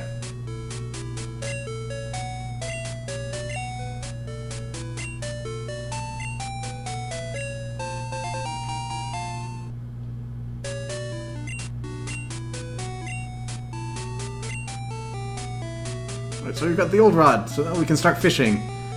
Now, unlike in first gen, you can actually catch things that aren't Magikarp with the old rod. But you're still gonna get mostly Magikarp. PC. Let's see what Mom got me. Super Potion. That's pretty good. Much more efficient than the normal potions we've got.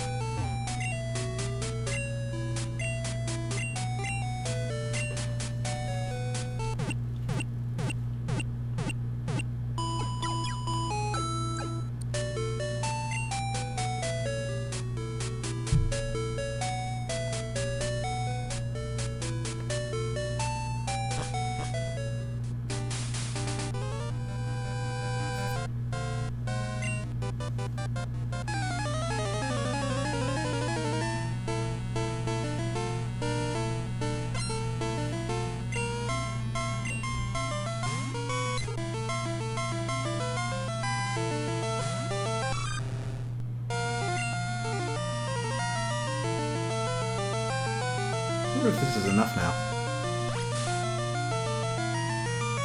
10 levels higher. Almost 3 times level. Well, if I crit, yeah, definitely.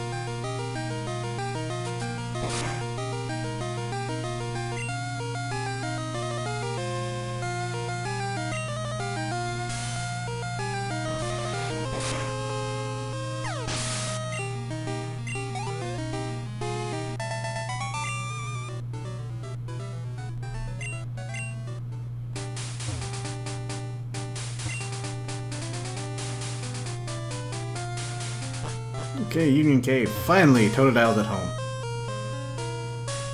Chikorita too would have an easy time at this place, but certain trainers might give him a bit of trouble.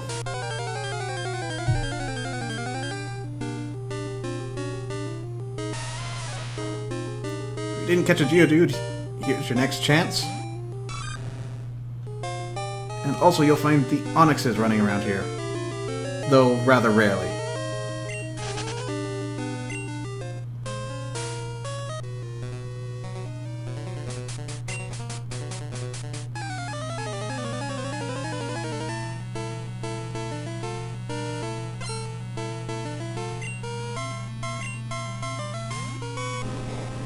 See? Onyx.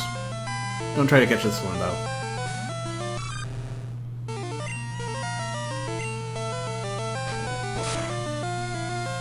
Onyx, absolutely massive physical defense. Not so great special defense. Combined with a 4 times weakness to water, and there it goes.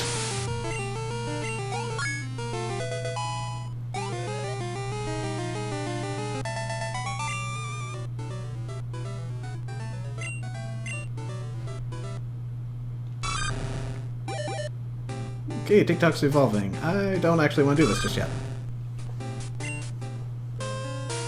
So as always, whenever a Pokemon starts to evolve, you can always press the B button to cancel it out. You may want to do this because typically they will learn powerful moves a lot quicker than if you let them evolve immediately. Though you are missing out on a power boost whenever you do so. As long as you evolve before level 100, you can always change your mind. Oh, but there's an item there.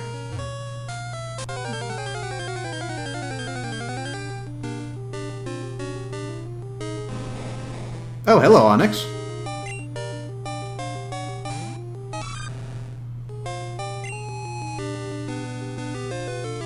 Want to go scratch? I think I want to go scratch. Yeah, scratch is fine.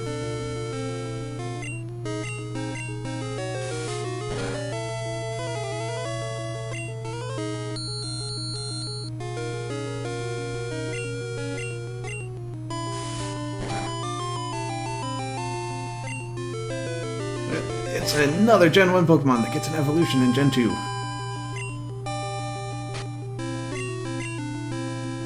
In you go.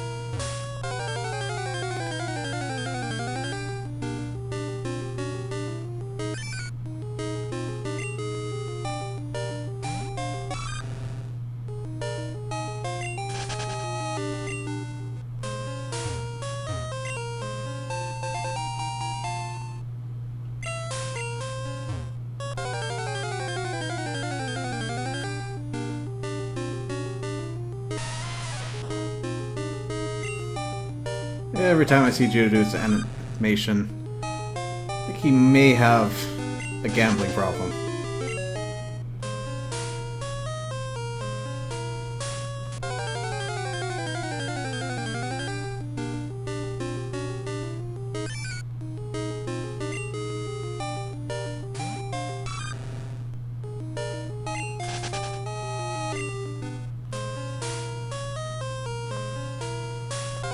Half a mind to put up a repel, but I know there's not much further to go.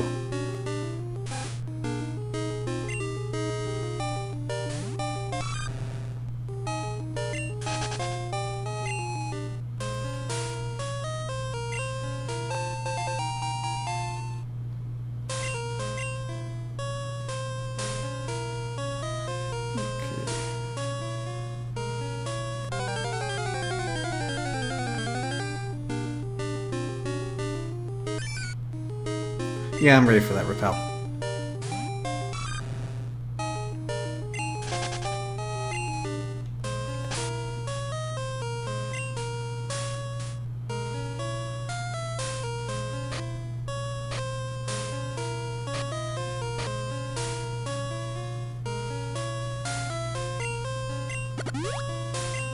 So long as your lead Pokemon is of a level higher than the wild Pokemon, you will not encounter any wild Pokemon while repel is up.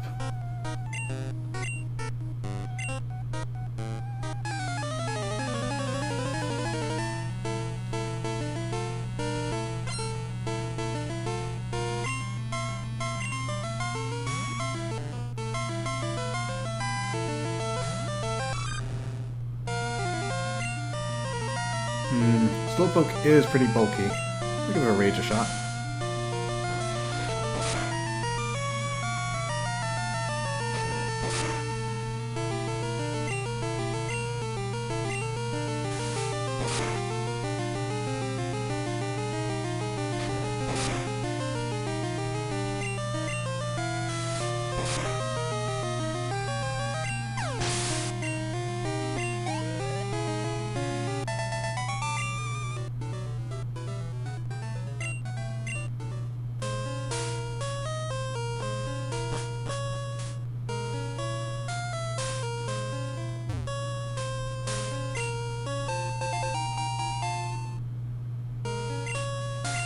Alright, so we pulled up TM39. TM39 is Swift. It's a medium power move, but it's got the special ability to never miss. This includes situations where your accuracy is low, your opponent's evasion is high, and they're not even on the screen.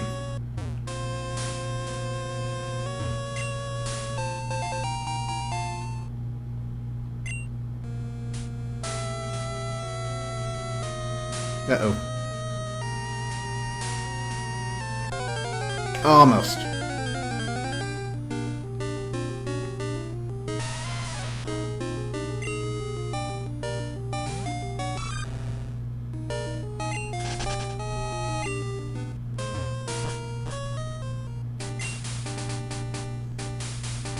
Welcome to Route 33.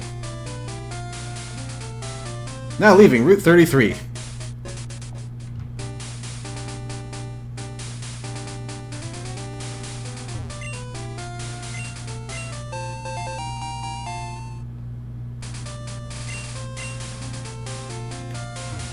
A couple new things here, but they're all daytime.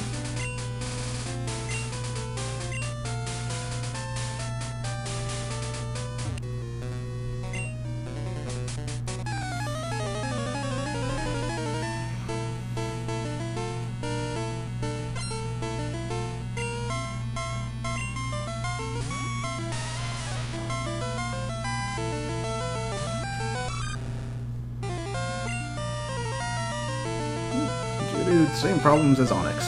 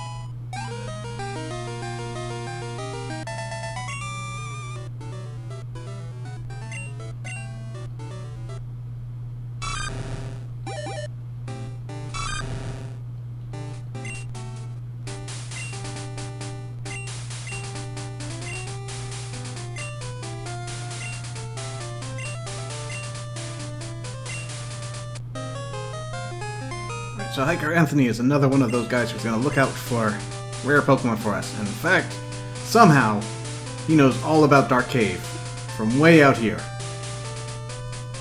Godspeed.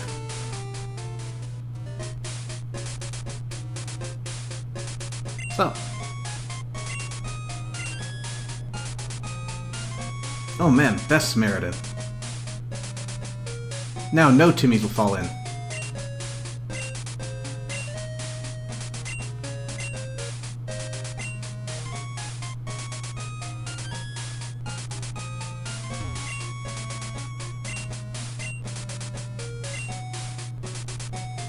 Yeah, just like on the other side of that cave. You can still catch them if you hurry.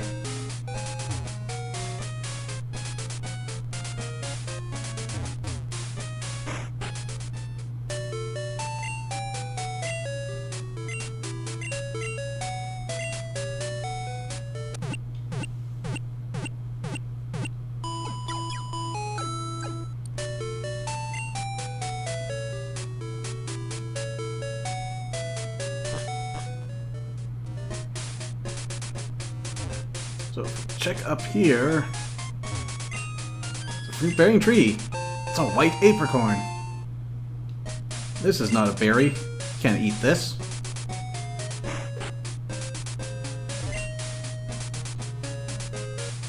Who are you? Zebly, you want me to make some balls? Sorry, that'll have to wait. Do you know Team Rocket? Don't worry, I'll tell you anyhow. Team Rocket's an evil gang that uses Pokemon for their dirty work. They're supposed to have disbanded 3 years ago. Anyway, they're at the well, cutting off Slowpoke tails for sale. So I'm going to go give them a lesson in pain. Hang on, Slowpoke. Old Kurt is on his way. Very excitable. Dude, your granddaughter, you just... Rude! I mean, I understand you're passionate about Slowpoke, but... Granddaughter! Oh well, I'm sure he's got a handle on this.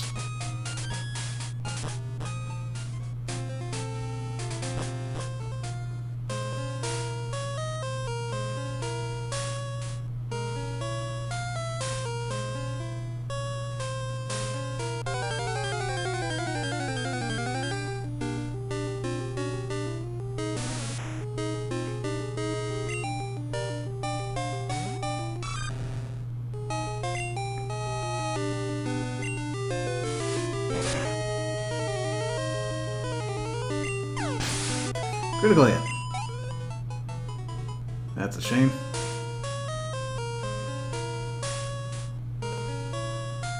Not a lot of point of going too far out. Our path is blocked this time. We can still look for some Pokemon.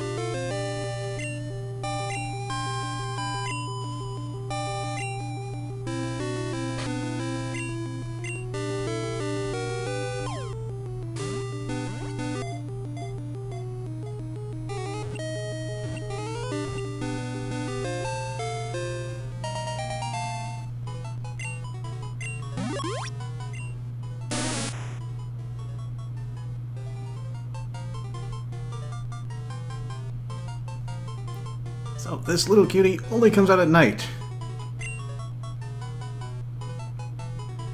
And it's been a long time waiting, but we finally got our second Pokemon.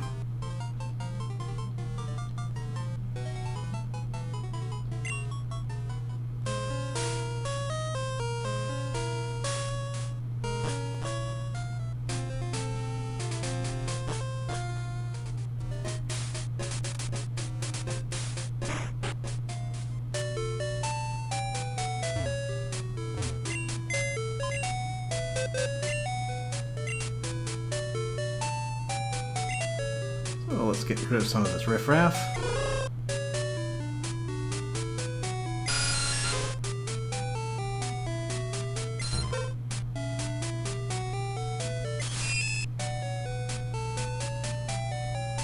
You can stay, Egg. In fact, let's keep Zubat around for now.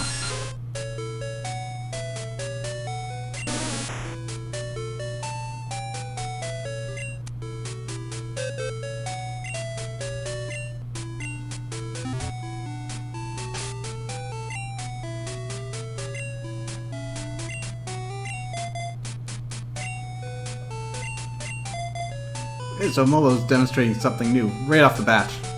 Not only HM moves can be used on the field. There are a couple others, Sweet Scent being one of them.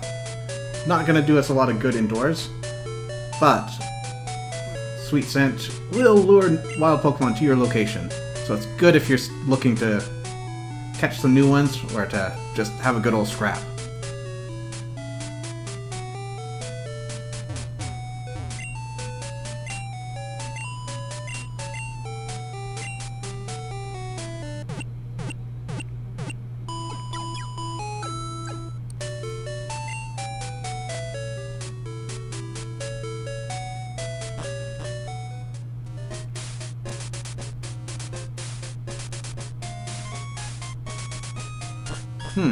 Wonder what happened to the guard. Hey there, Zevil. The guard up top took off when I shouted at him. But then I took a tumble down the well. I slammed down hard on my back, so I can't move. Rats. If I were fit, my Pokemon would have punished them. It can't be helped. Zebel, show them how gutsy you are in my place. Dude, granddaughter. You're stuck down the well. The only way up is a ladder. I can't carry you. Did you even think this through? Okay, I'll deal with you later.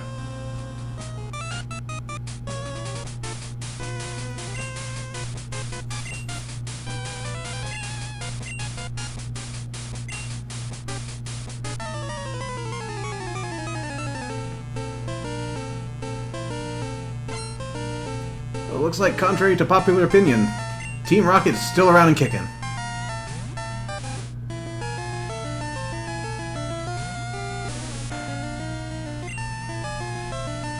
Not a lot of variety here, Molo.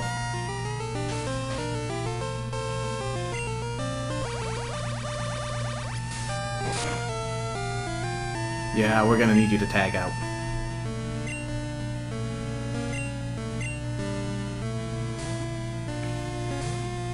So whenever switching Pokemon, all Pokemon that participated and survived to the end of the opponent's Pokemon's life, well, consciousness, get a share of XP. So if you've got a weak Pokemon or a Pokemon that's not well suited for the creatures you're fighting, you can always switch them out and they'll get a part of what they would have gotten if they tanked it out solo.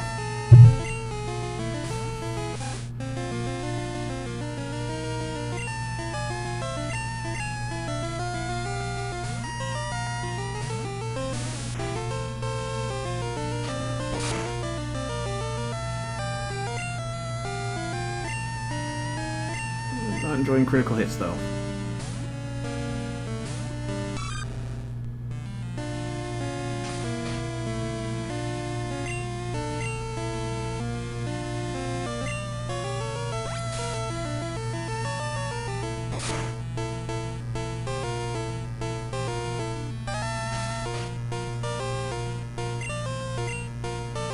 Should you capitalize on this with quick attack, or do you not know it?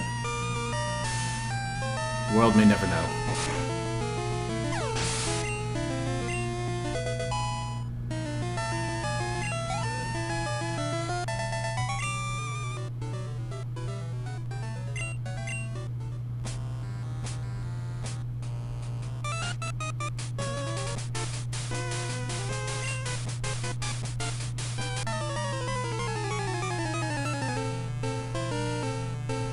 Well, it looks like on their time off, Team Rocket became an equal opportunity employer.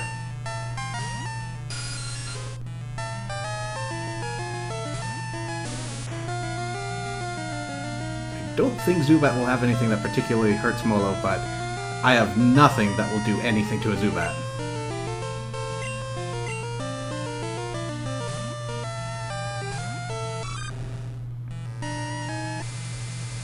Oh, this is gonna be fun. So now that I'm confused, I have a 50% chance for my attacks to go through, and a 50% chance to smack myself in the face. Thankfully, this will wear off in a couple of turns, or if I ever switch TikTok out.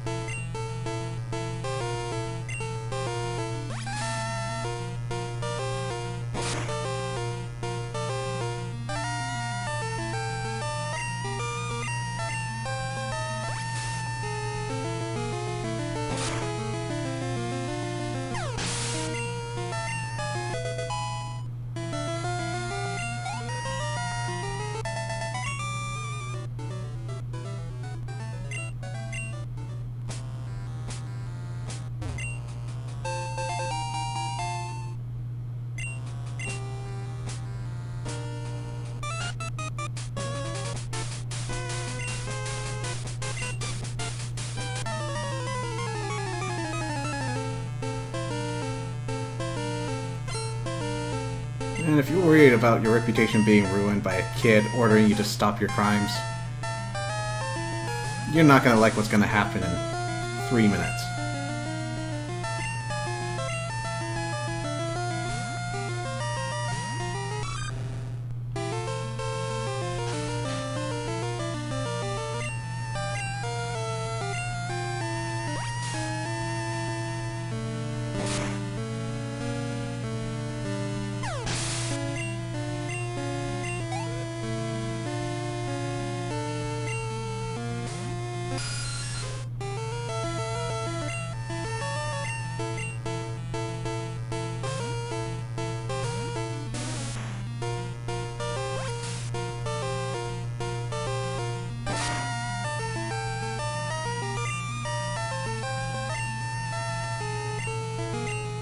Mentioning at this point that some of the type matchups have changed over the course of a generation.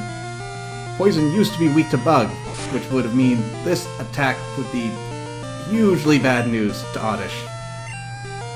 Thankfully, in this generation, Poison now resists, so it's a neutral attack.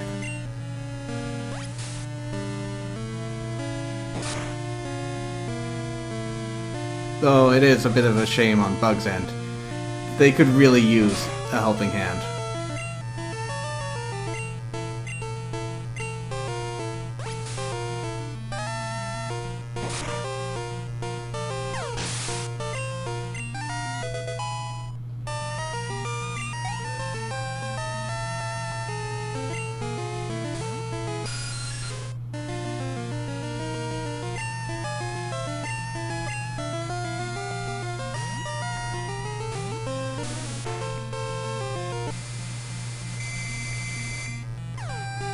That works for me.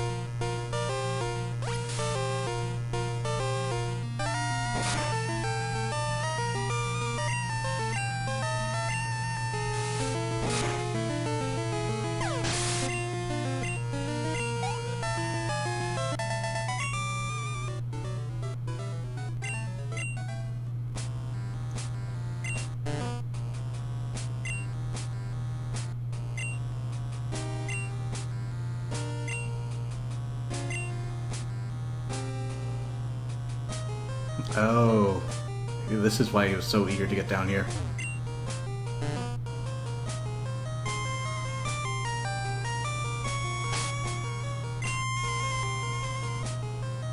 I think we're good.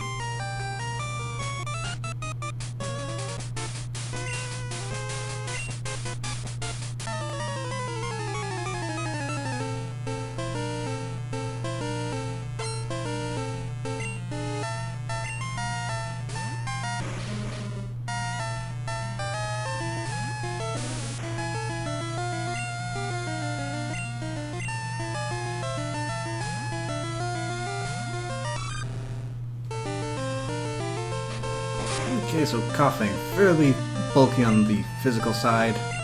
Cover it with special attacks, should go down.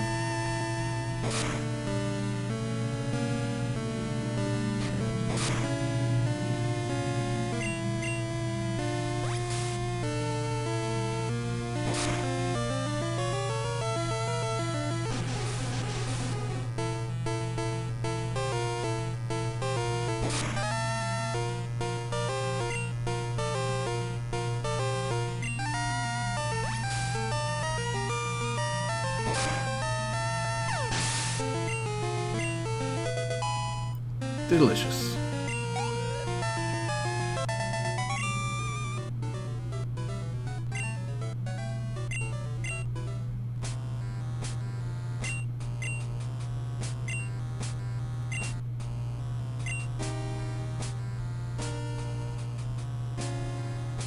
Well, it sounds like Team Rocket's back in action. Way to go, Zebel. Team Rocket has taken off. My back's better, too. Let's get out of here. That's fairly convenient. Hi, Zebel. You handled yourself like a real hero at the well. I like your style.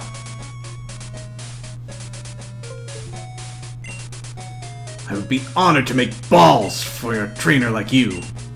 This is all I have now, but take it. And we get a lure ball. I make balls from apricorns. Collect them from trees and bring them to me. I'll make balls out of them. You have an apricorn for me? Fine, I'll turn it into a ball. That's what the white apricorn is going to be useful for. It's going to take him a full day to turn that around for us. Gramps is back.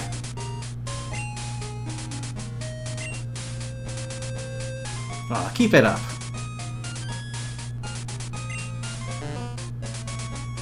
You too.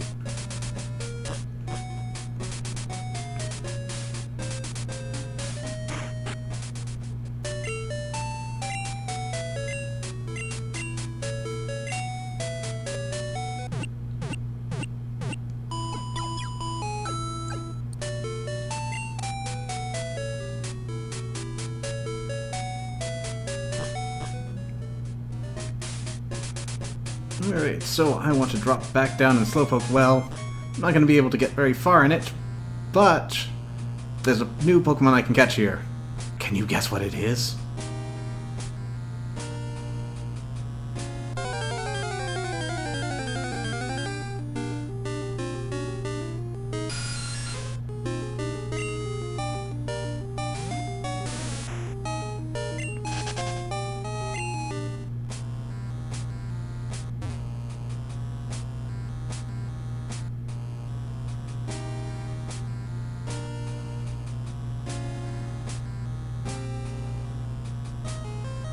Oh, before I forget.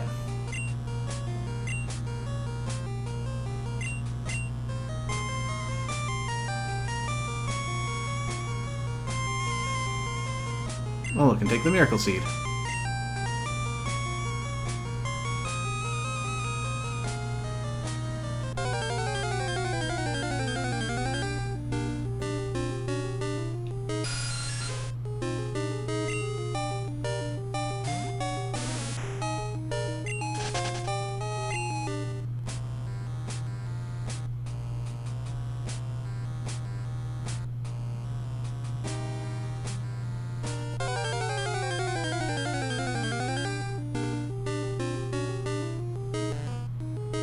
It's Slowpoke!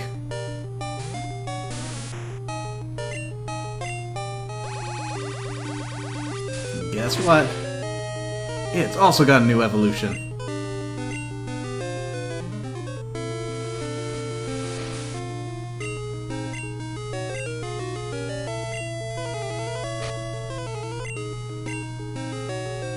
Now, while we're catching this guy, Lure Ball! Special Ball. Acts like a normal Pokeball most of the time, but if you use it while you've got a Pokemon caught on a fishing rod, it will greatly increase your capture rate. What do I want to do about this? Kinda got out of the Pokeball pretty easily. Here, have a great.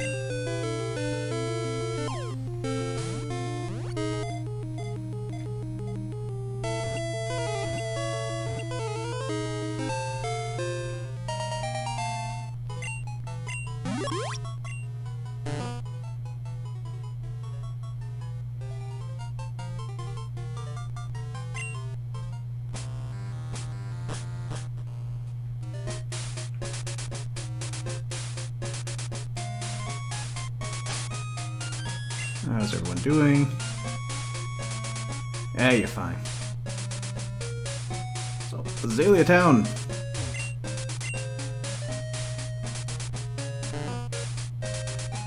As a gym.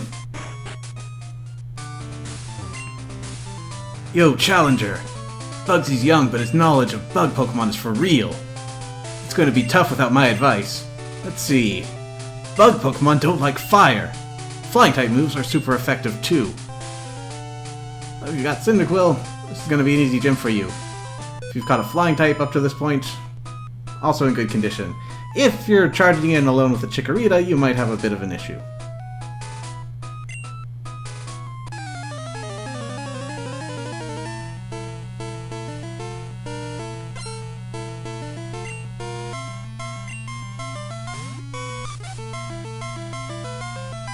So here's the counterpart to Spinarak. Ladybot only appears on certain routes during the morning.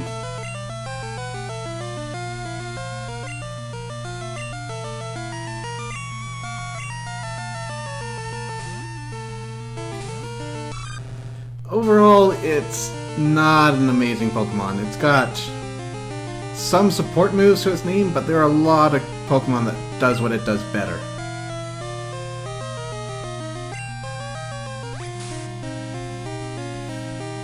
It does learn a lot of interesting punching type attacks, but it doesn't quite have the attack power to back it up.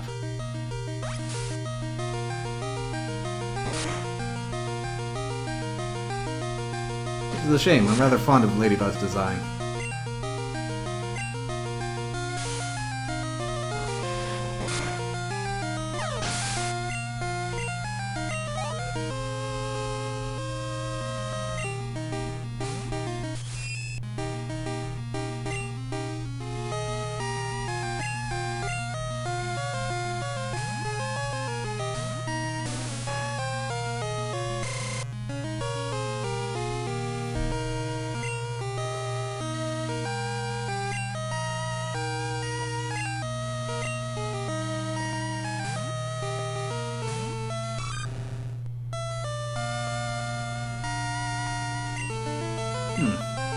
Wonder what's up with those support moves constantly failing on the second use.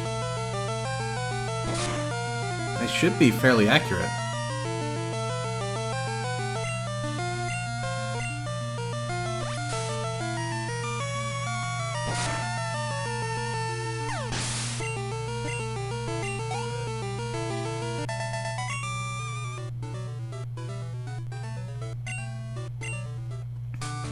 So, good news. You take down one of these twins, and the other won't fight you. If you came up on this side and talked to Amy, the same thing would have happened.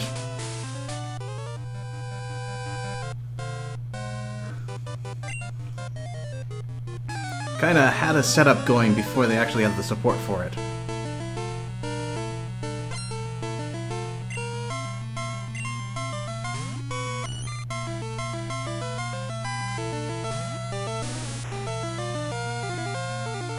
Okay, so Caterpie can't do anything to me, but this is probably going to be pretty pitiful.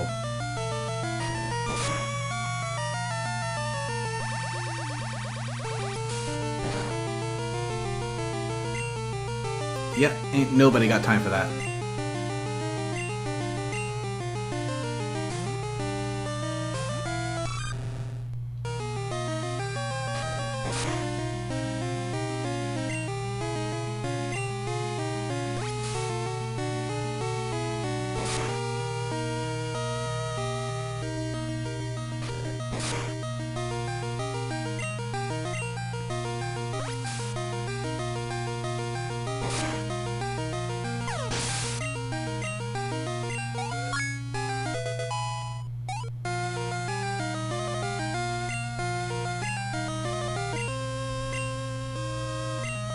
Alright, here we go. Leer's not very helpful. With Rage going. So, Bite used to be a normal type attack back in Gen 1. Now it's a dark type attack. That's right, dark. See, Psychics were a little completely broken in Generation 1, so they decided to bring out two types to help balance it. Dark and Steel. Both types are at least resistant to the Psychic. Dark is actually completely resistant, and super effective against it. Dark type attacks will be special, Steel type will be physical.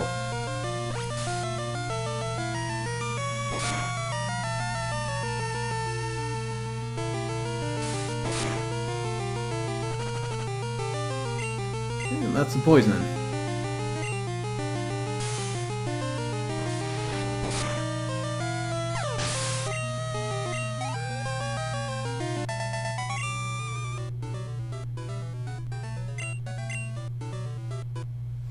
I'm actually okay with evolving now.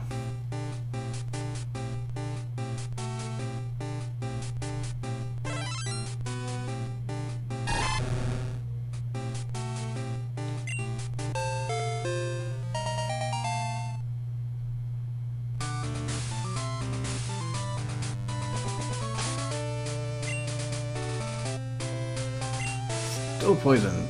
Good thing we've got antidotes. Singular.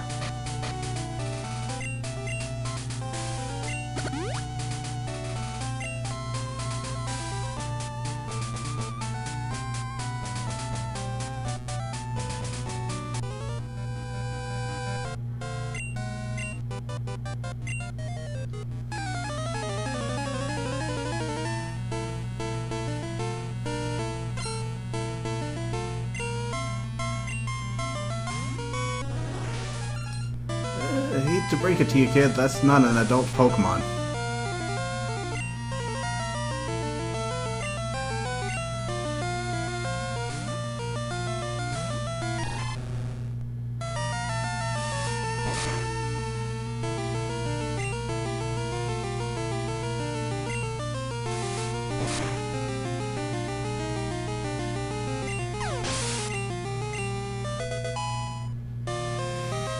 Oh, now that we've got a Crocodile.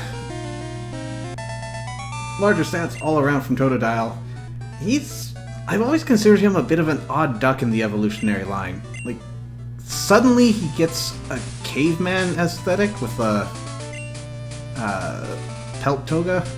I can't remember the name properly. But he's gonna lose this before long. Oh, just one of those wacky middle evolution things. Puberty's harsh to everyone.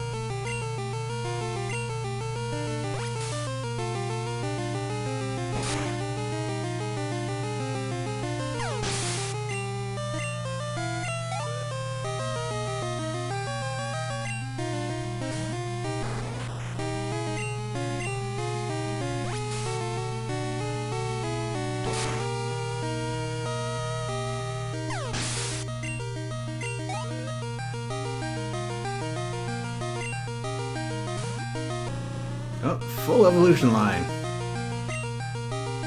Shame you're 8 levels too low. Oh, it would have been so fun to have Rage up for that. Each individual hit will raise the Rage counter 1. Oh, we might actually get our chance.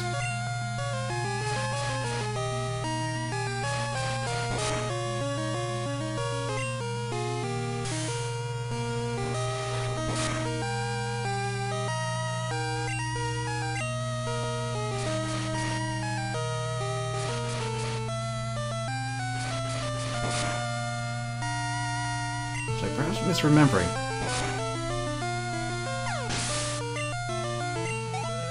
The reason didn't go off at all that time.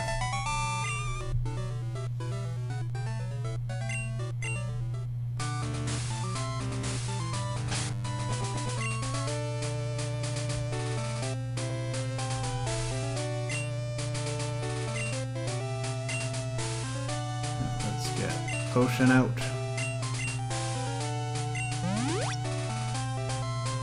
Good. Now, for the most part, Bugsy is pretty underwhelming as a trainer. I'm Bugsy! I never lose when it comes to bug Pokemon! My research is going to make me the authority on bug Pokemon! Let me demonstrate what I've learned from my studies.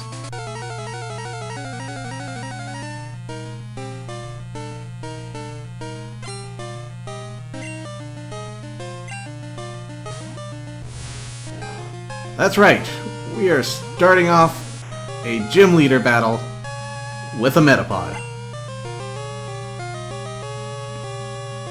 Now, in the Heart Gold Soul Silver remakes, this fight actually gets a lot more interesting. Because, spoilers, he's got 2 Cocoon Pokemon and 1 Competent Pokemon. And in the remakes, that Competent Pokemon is constantly buzzing in, doing a sizable hit to your Pokemon, and then immediately retreating out into these cocoons to take all the hits.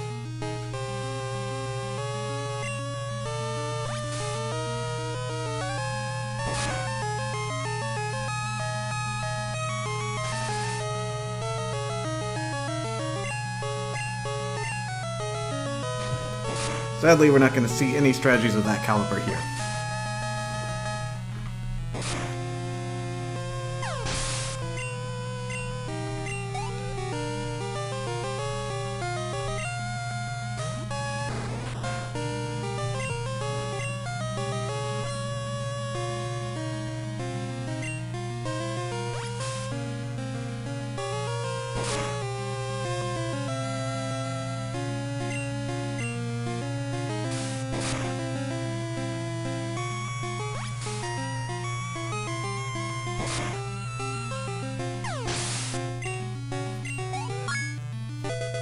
Alright, so here's where the fight actually begins.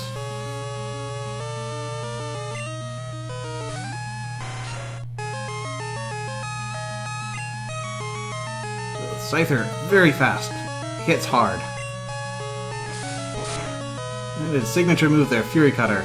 Doesn't look like much yet, but every successive turn he uses it, its power doubles.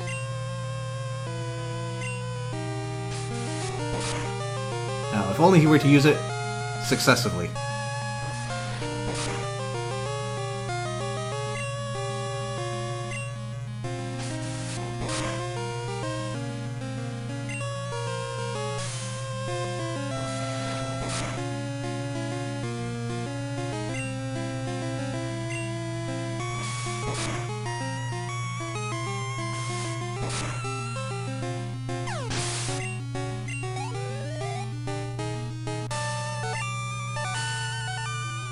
Whoa, amazing!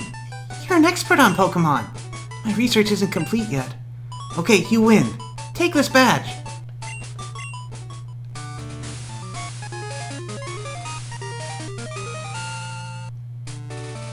Do you know the benefits of Hive Badge? If you have it, Pokemon up to level 30 will obey you, even traded ones. Pokemon that know Cut will be able to use it outside of battle, too. Here, I also want you to have this.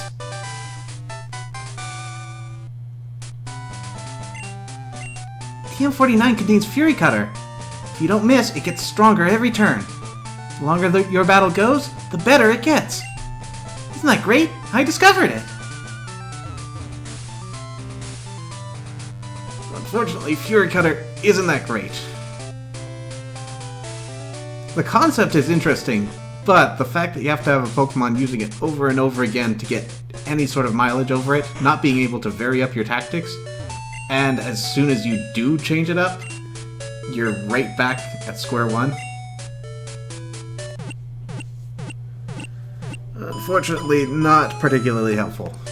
If you really, for some reason, need a 10 power bug type move, I guess that's there for you.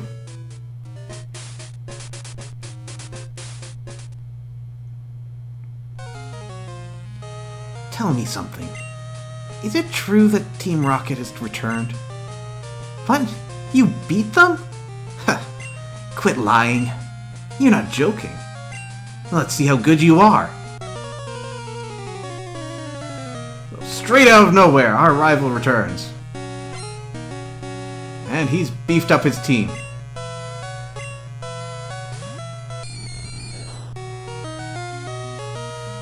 Starting out with Ghastly. Do not use normal types. Ghost Pokemon are completely immune to their attacks. Well, to be specific, normal type attacks, not normal types attacks.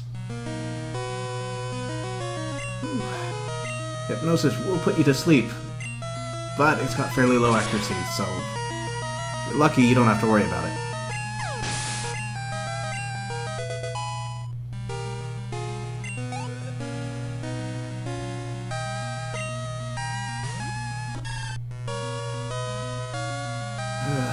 switch Molo into this, but I can't touch anything with him yet.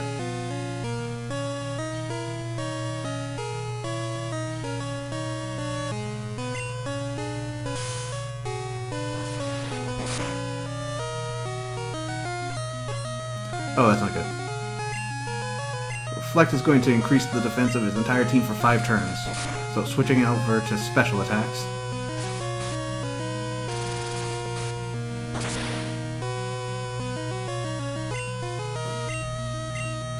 So that does a lot of damage, and it's got a high chance of critical. But Bite has a chance of flinch, so what am I worried about?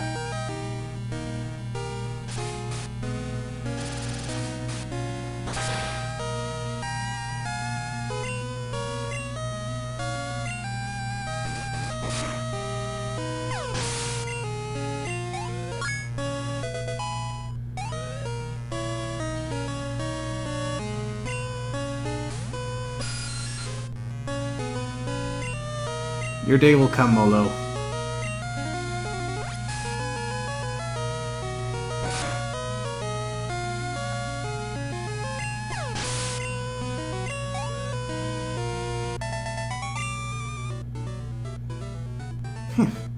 Useless Pokemon. Listen, you. You only won because my Pokemon were weak. I hate the weak. Pokemon, trainers, it doesn't matter. Who or what. I'm gonna be strong and wipe out the weak. That goes for Team Rocket, too. They act big and tough in a group, but get them alone and they're weak. I hate them all. You stay out of my way. A weakling like you is only a distraction. Take me with you after this call. Oh. Oh dear.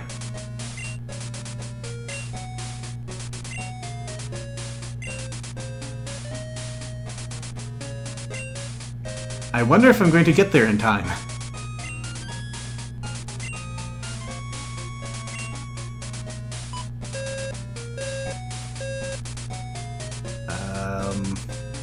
Well.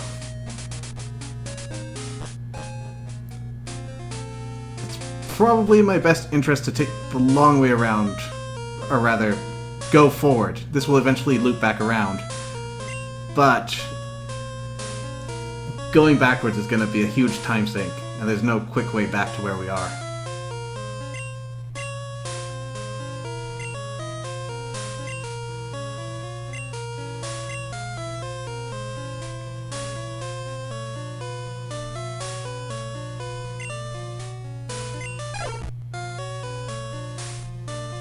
So, a small minigame here. We have to lead that Farfetch'd back to its trainer. We'll always run away from you, so best to just get it to run in here, loop around, and send it back.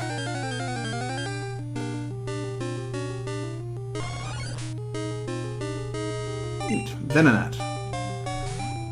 Elix Forest is a completely different place depending on whether you get here during the day/morning or night. There is only one rare Pokemon that has any staying power throughout the day. Otherwise, it's completely different.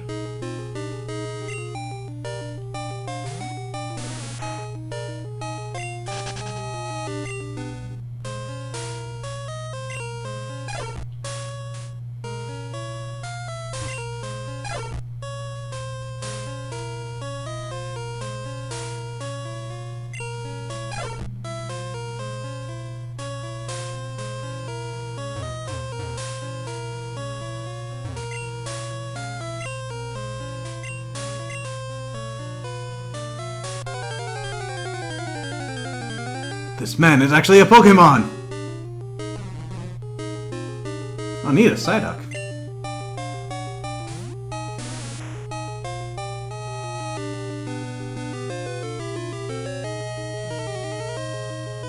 Yeah, I think I actually will catch this. He does not have a new evolution, but he should be useful down the road.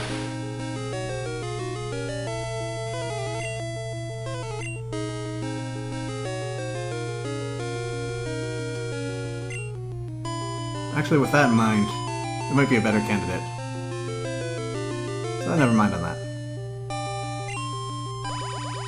Psyduck will be nutrients for Molo.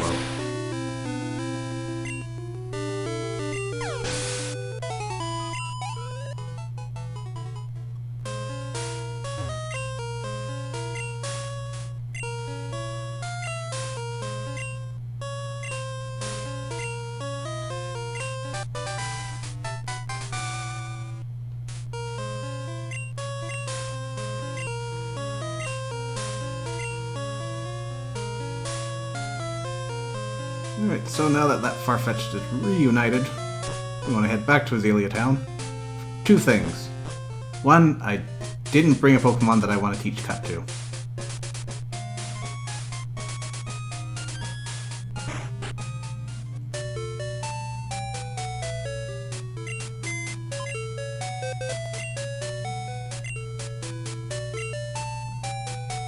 Ultimately, I want to give this to a different Pokemon. Ooh, my choices might be limited, actually. I think Spinarak can wear it? Gonna find out.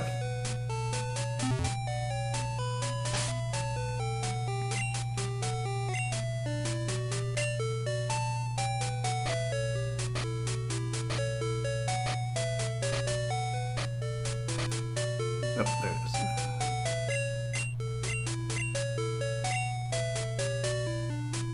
Not able.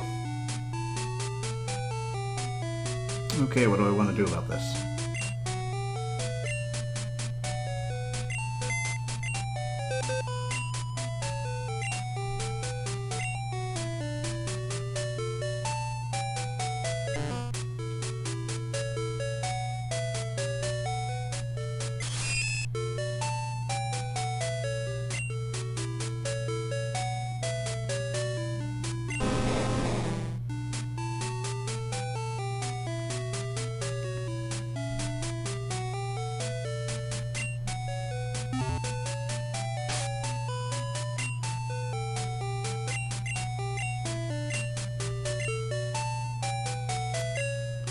Darn it.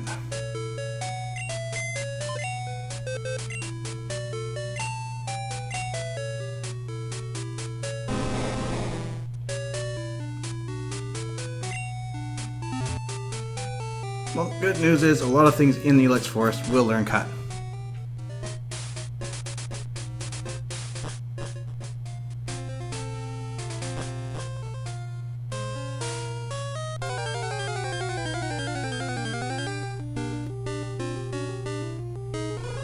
Not you, though.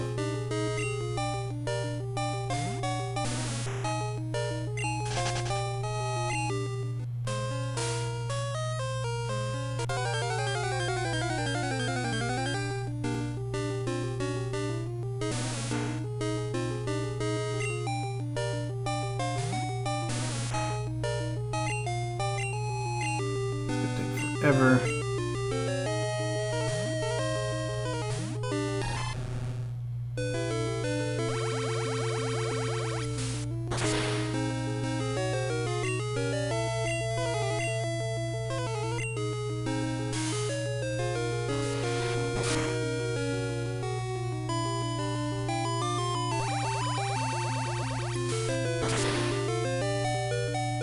Welcome back, James. Yep, 2 badges.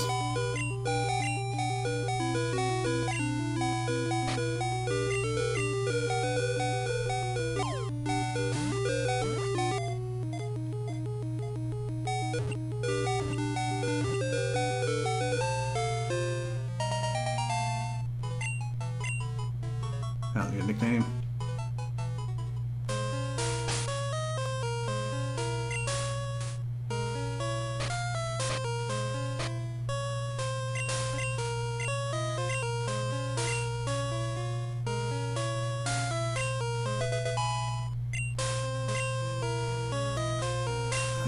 Potion.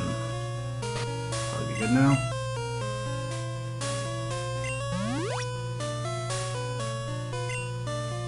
It's not much, but it should be enough.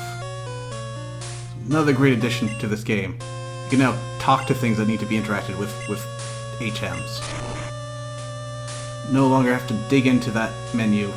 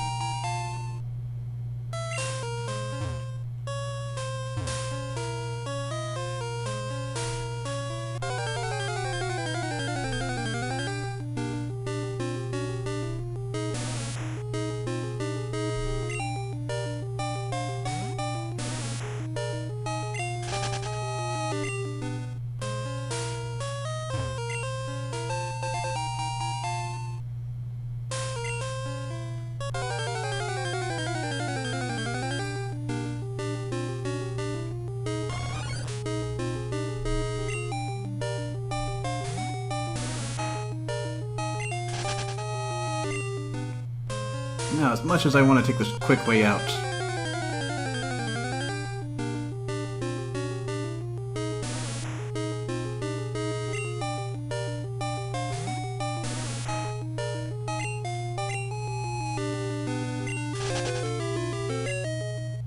it's actually well worth your while to head over this way. It's not that big a detour anyways.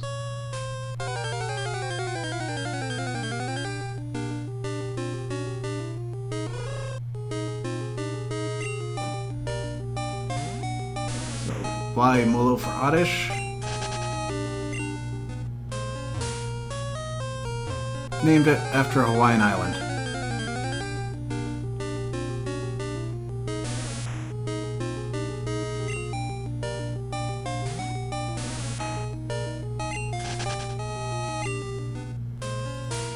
There you are.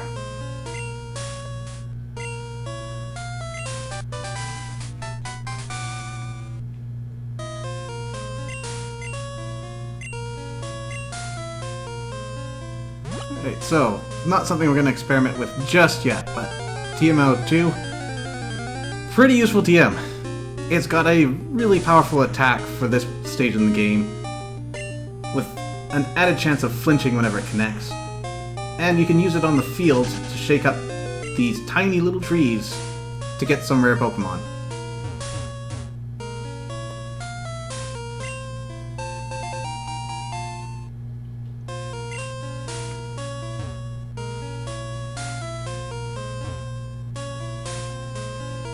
I think you're a trainer, but you're a trainer.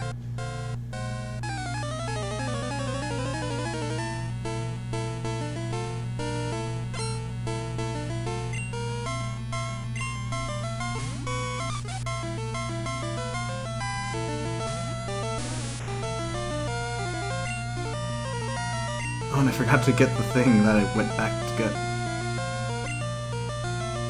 Oh, well, not worth it at this point. If you went back to the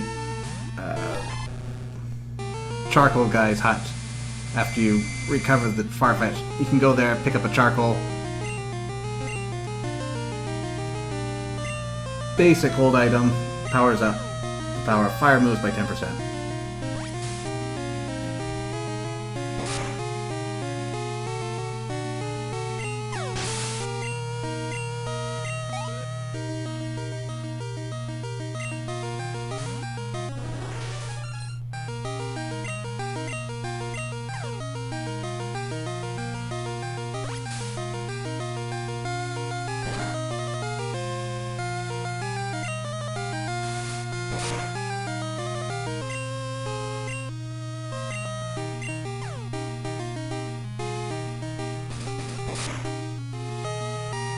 TikTok's doing pretty well for this whole confusion thing.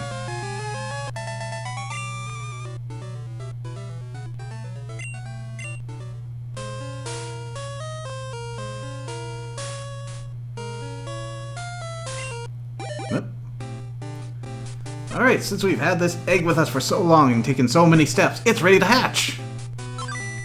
And we get a Togepi!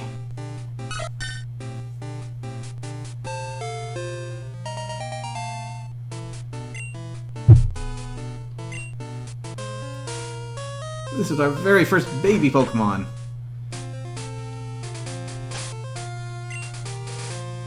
As the name might suggest. Baby Pokemon are pretty weak. But it's an interesting Pokemon. And it's not going to stay a baby forever.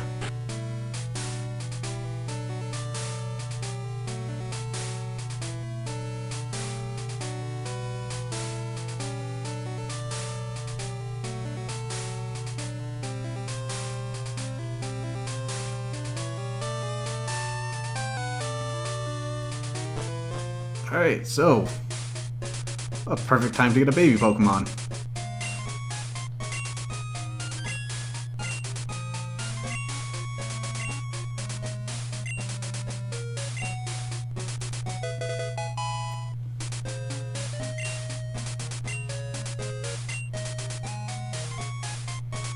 Okay, so Daycare Center now accepts 2 Pokemon, and what's more, they can breed. So there are a handful of rules that go into breeding. First of all, only male and female Pokemon can breed, with one exception. And the 2 Pokemon have to be of compatible variants. There's a whole list of different body types and whatnot corresponding to breeding. So long as you've got one match, they're good to go. 2 exceptions to that are the Undiscovered Egg group. Most legendary and all baby Pokemon fall into this group. They will never have an egg, no matter what you do. And the other group is Ditto. This amazing group consists of 1 Pokemon. Can you guess which one it is?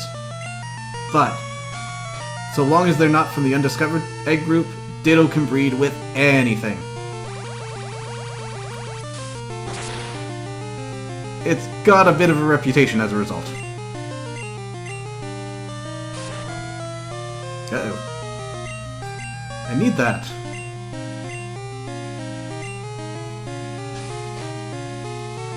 What's more, once you get the egg, walk around and hatch it, it will be of the mother species, or, if you're using a Ditto, whichever the other parent is. And if the male knows any moves that Pokemon learns, either on a special egg move list or by TM, that move will get passed along directly to the baby. Quick correction on the Ditto egg group though, it doesn't breed with quite everything. Mention the Undiscovered group, you also can't get more Dittos from Dittos.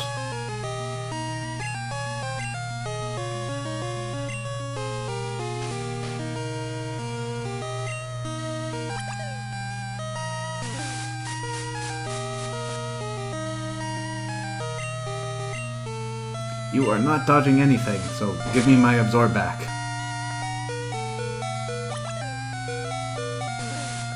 You know what? You can keep my Absorb.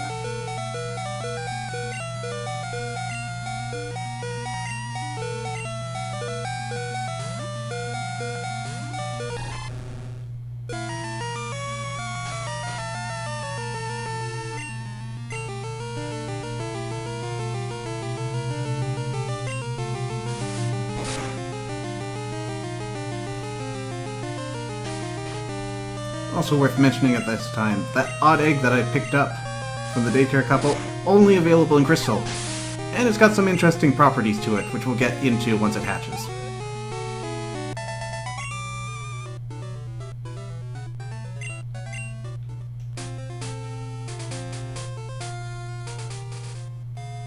Okay, Goldenrod City. This place is huge, and there are a lot of things we need to get doing here.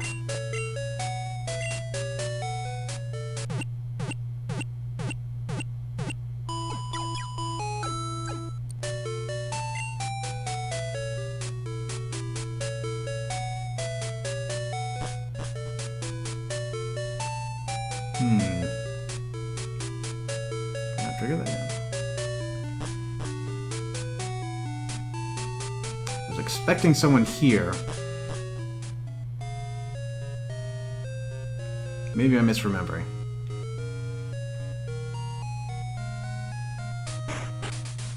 Oh, let's see on the ground.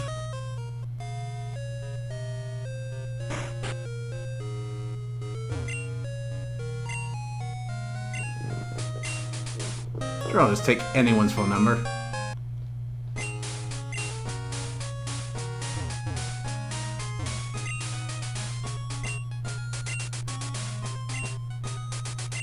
Oh, that's where he is. Oh wow, husband went to the game corner without being called.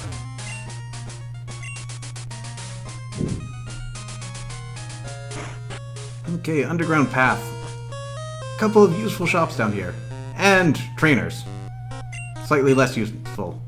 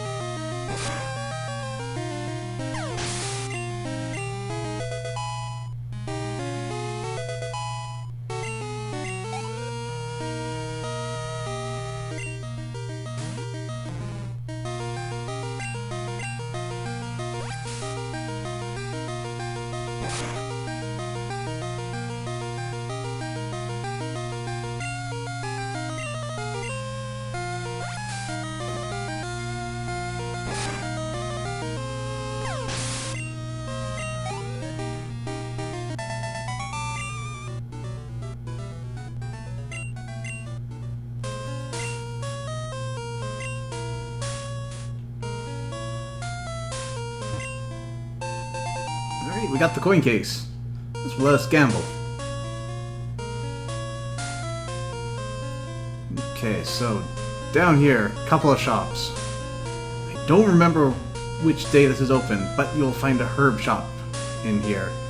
They will sell you herbs, which are basically discounted normal medicine like potions, but they have the side effect of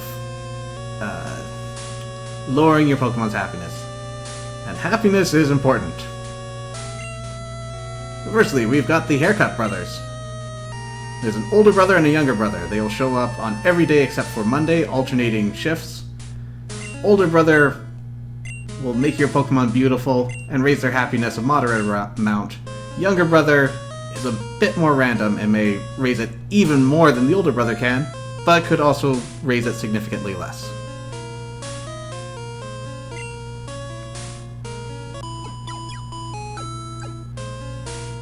The Wooper and Pichu backdrop are not part of the emulator. I just put them there to fill up the space.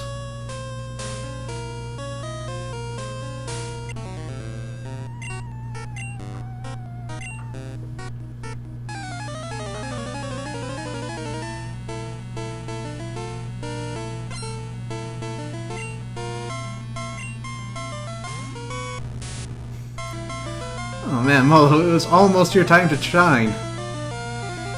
So, Magnemite is now part Steel-type in this generation on. Now, that's great for it, and terrible for me, because now it resists grass and is immune to poison. So Molo still can't do anything. One day, I promise. Also not great because TikTok no like Thunder Zap.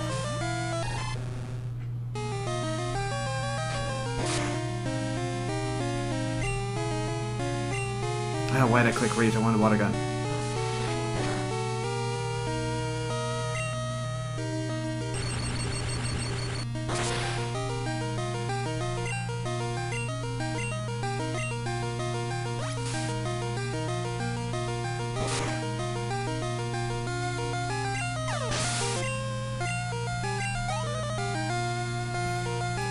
Honestly, Steel type is pretty absurd with the resistance it gets.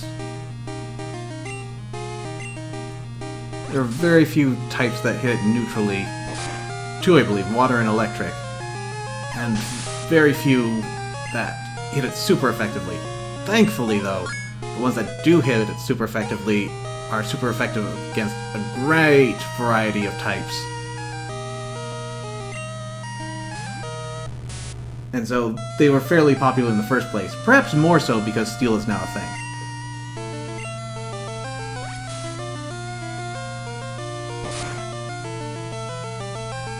You run up against a Steel type, bring out your fire, your fighting, and your ground.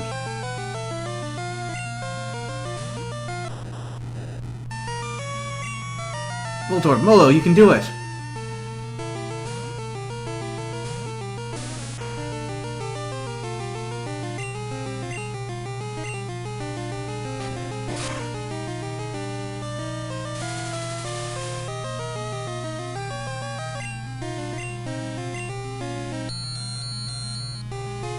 That could be dangerous. We'll have to see how this goes.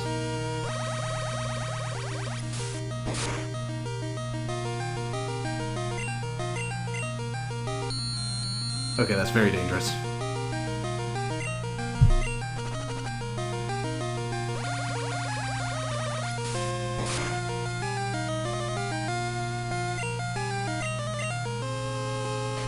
Here it goes.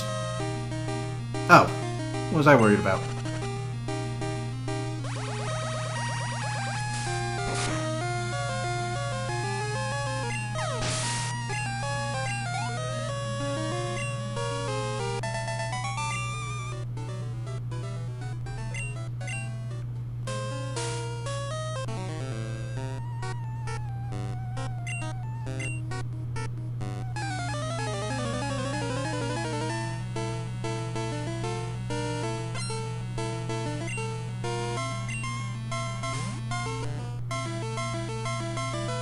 Behold my rare Pokémon and be amazed!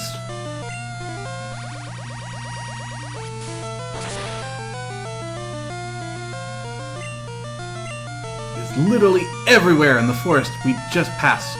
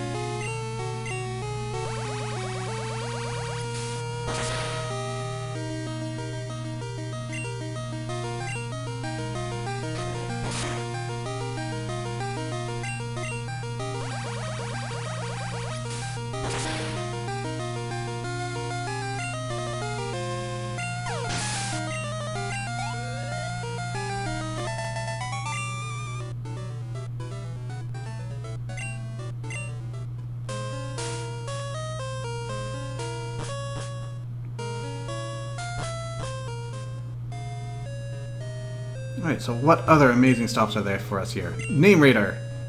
If you own a Pokemon and you don't like its name, drop in with this guy and you can change it. He will not change the names of traded Pokemon for you, however. Though there is a rare instance in which he will. Whenever you start up a game, you'll get a trainer number, like we have on screen, 43696. If you just so happen to trade with another trainer who has the exact same ID number as you, he will go ahead and change their name.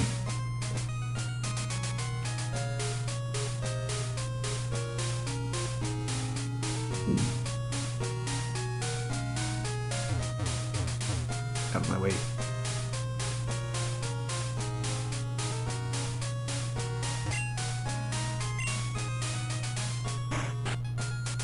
Remember that 1 million yen bike we got in Gen 1?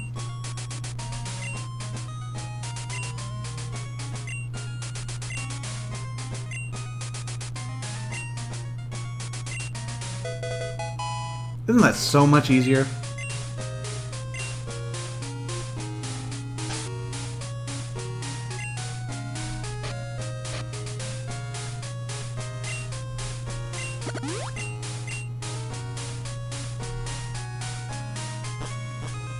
Here we go.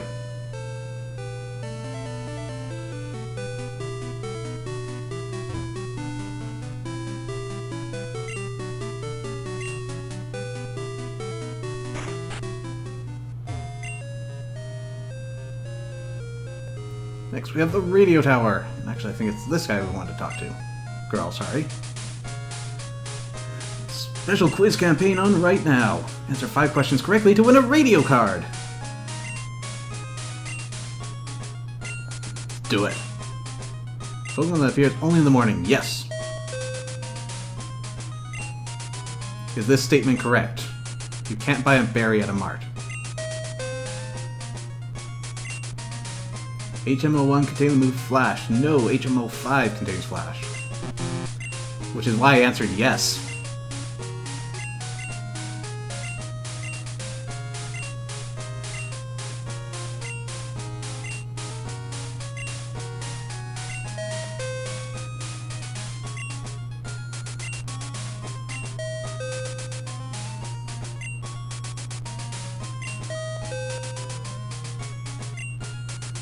Faulkner, the Violet Gym leader who uses bird Pokemon. I hope they're not trying to catch us on a flying type issue. Good. Final question. Goldenrod Game Corner slots. Charmander on the reels. I don't believe so.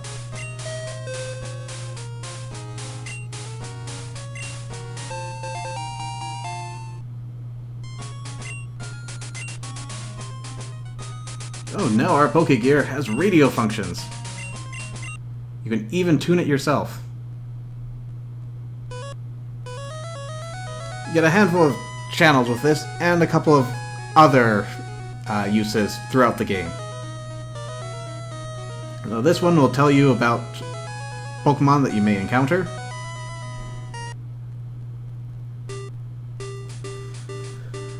Pokemon music. This will either, depending on the tune, make Pokemon more likely to be encountered, or less likely to be encountered. I think it can also put Pokemon to sleep sometimes, but I'm not certain on that. Lucky Channel. They're going to tell you the lottery.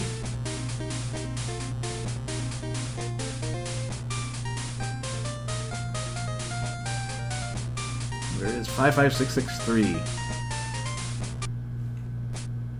Quiz password is unique to Crystal and Heart Gold Soul Silver. Cyndaquil.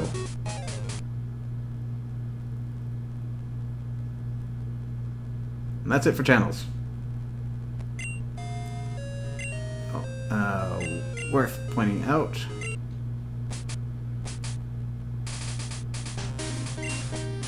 Turn on the radio. The tune will continue on so long as you stay on the same map. Oh, here's Buena.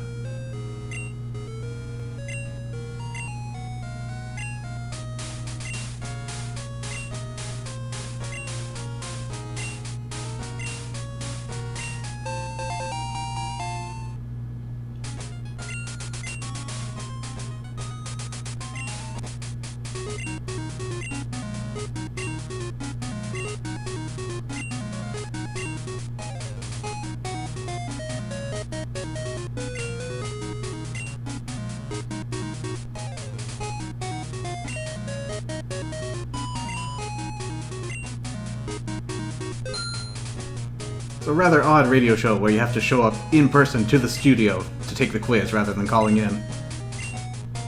But that's how they want to run it. So talk to this lady, you can cash in the points you get from the password, and you can enter the password show once a day. As you can see, you can get some pretty good things out of this, if you've got the patience to build that up over a week.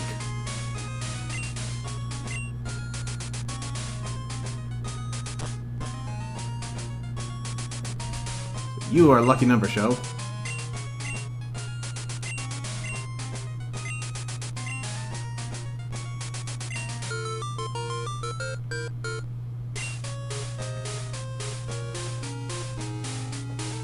the easiest way to start scoring in on the lucky number show is to trade a lot, and then fill up your party with traded Pokemon and give him a visit. If you get ID numbers that start matching up, you'll get prizes. Where did I want to go next?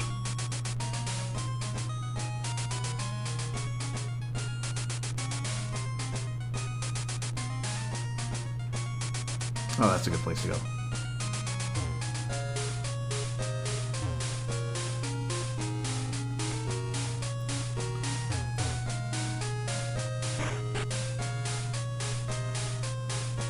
Goldenrod Department Store.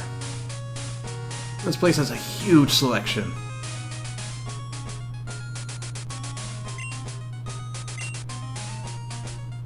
So you got your general trainer stuff.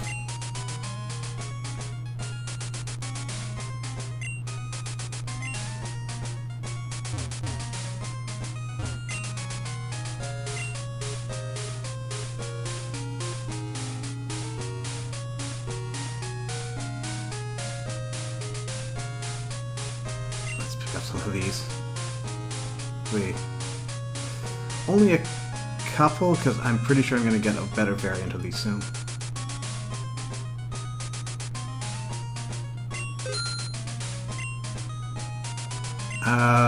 Also, should bring up this. Mail is a special sort of hold item. When you equip it to a Pokemon, you can write a short message on it. And then, the idea is you trade the Pokemon holding the mail over, and your friend gets a piece of stationery to read whatever message you wrote down for them. Please try to be polite. That said, I honestly don't think this saw a lot of use. Especially considering in the day you had to hook up machines with link cables, so you had to be right there with your friend. It's not a lot of point to writing a letter when you're directly in front of their face.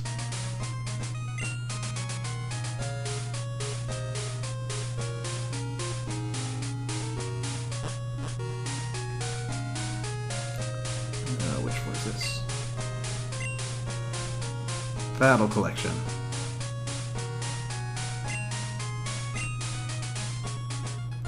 So a bunch of items that will boost up your stats in the middle of battle. I personally don't use them.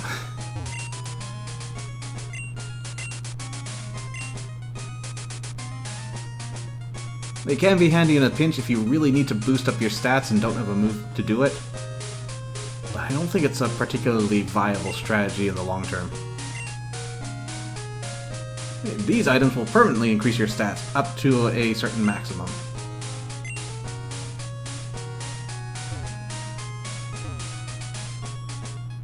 Looking for you.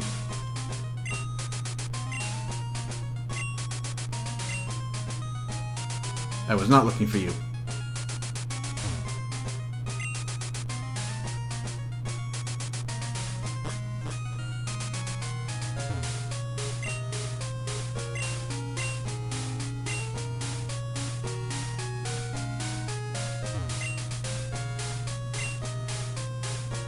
This guy sells TMs. Looks like we got a Thunder Punch, Fire Punch, Ice Punch, and Headbutt.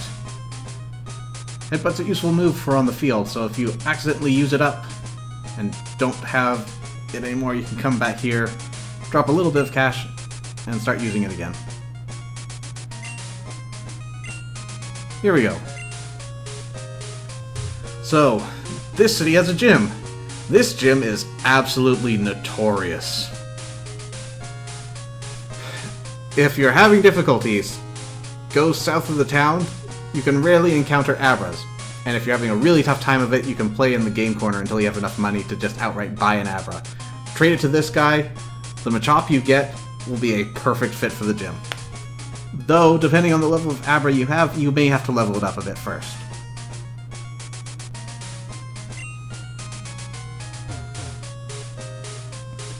Barring that, do you still have that Onyx and Geodude I recommended? They can also help out.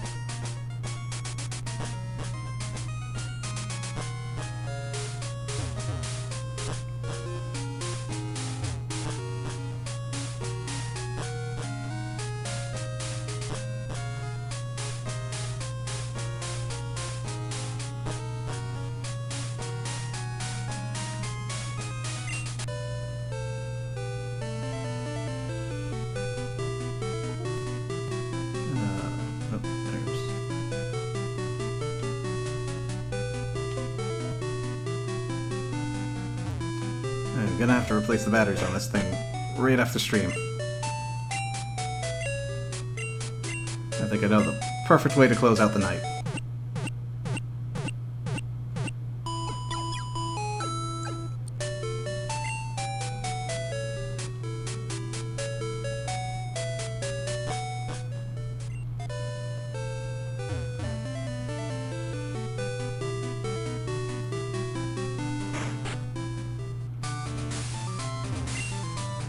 Yo, champ in the making! This gym is home to normal-type Pokemon trainers. I recommend you using fighting-type Pokemon.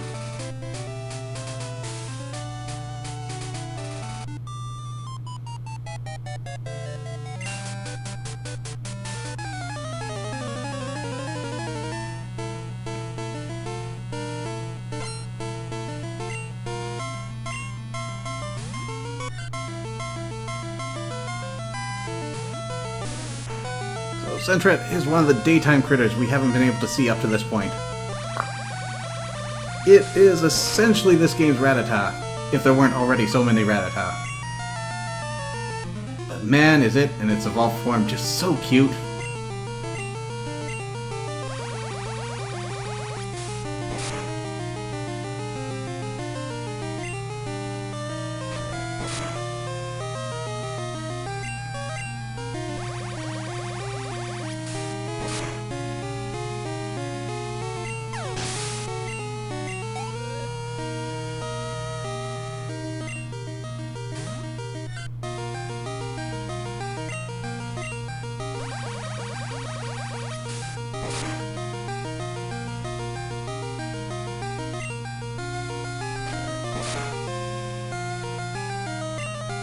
You're gonna take a while to have some poison.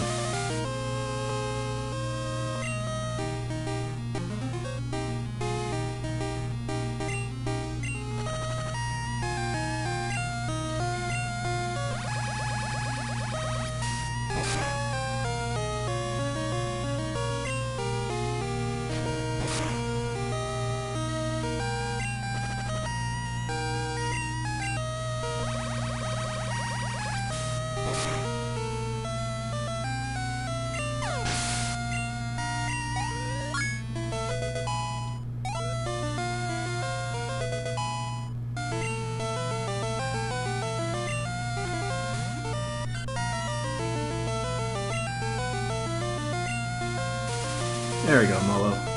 I think you've got this, Jim.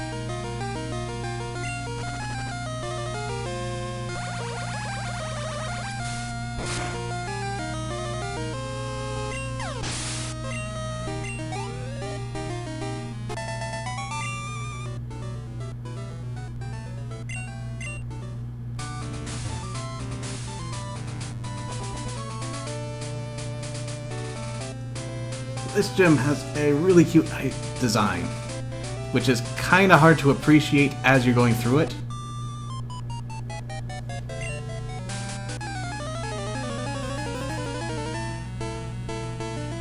If you get a big picture of the map, though, you'll probably immediately see what's up.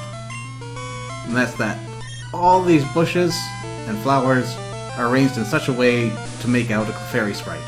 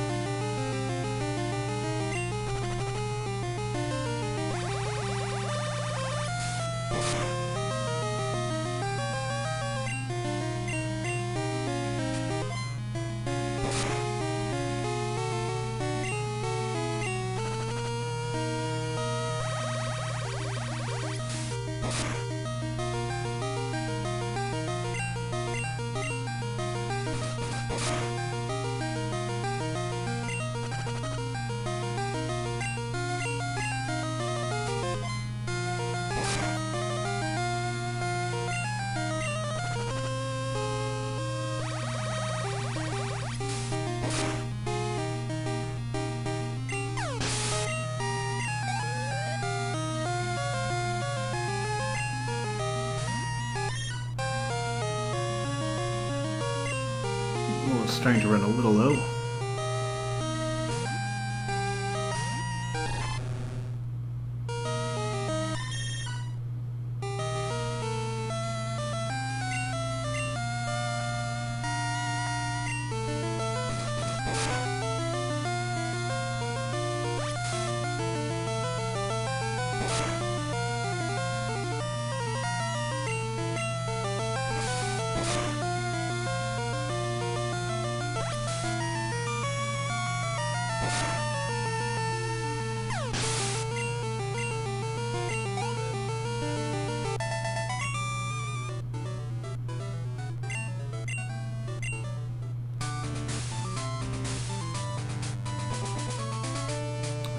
Trainer over here somewhere.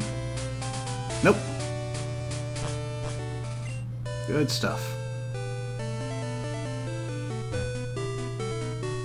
As great as a potion would be for Molo just now, it's also running low on PP. And I don't have any items for that.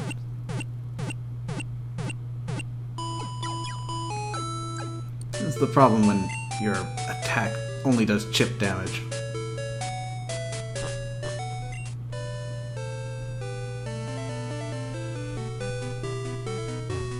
But Molo's still come a long way.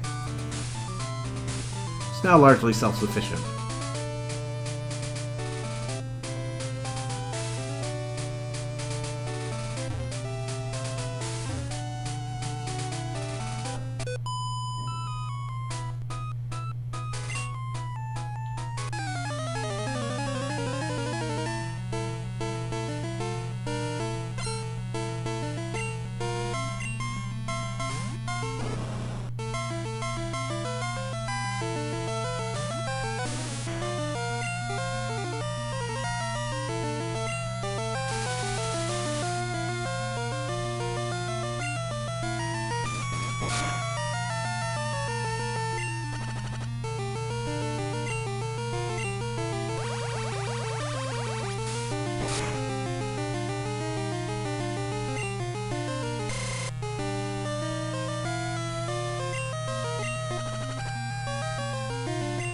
Nothing quite says scary face like laser eyes.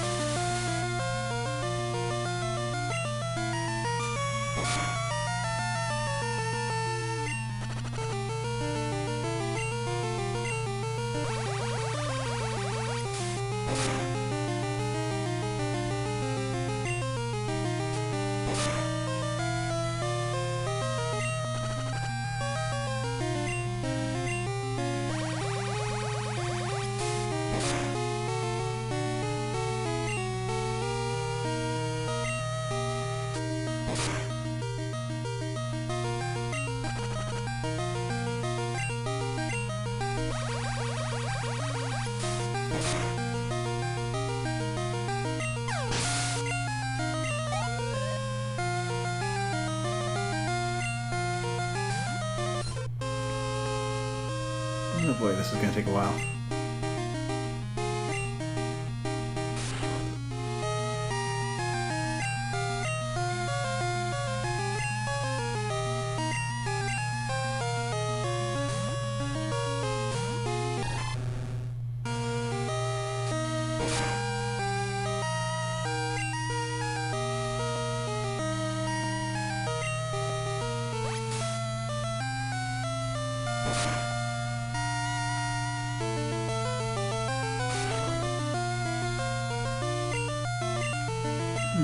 like that move.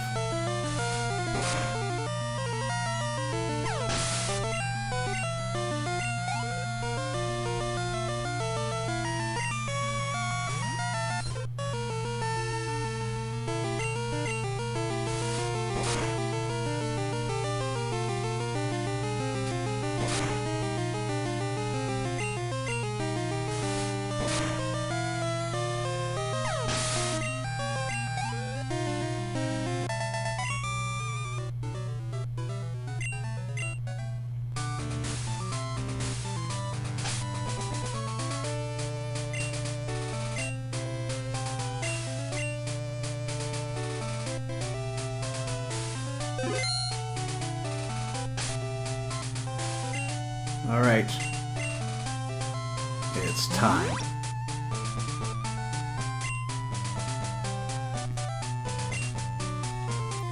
Hi, I'm Whitney. Everyone was into Pokemon, so I got into it too. Pokemon are super cute. You want a battle? I'm warning you, I'm good.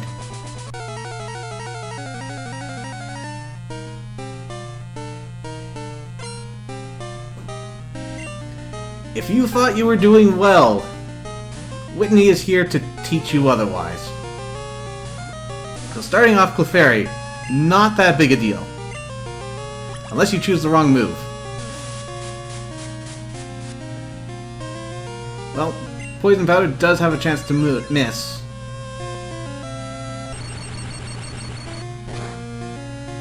Okay, so we're going to be playing that game. Metronome can randomly select any move in the game, and usually this is going to end up in your favor. But every once in a while, it ends you.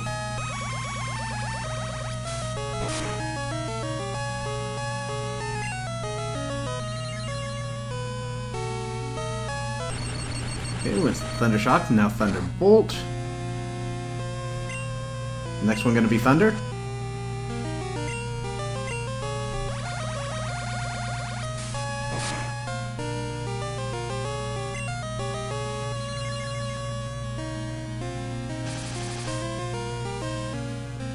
Oh hey, it's a good thing I used Sweet Scent earlier.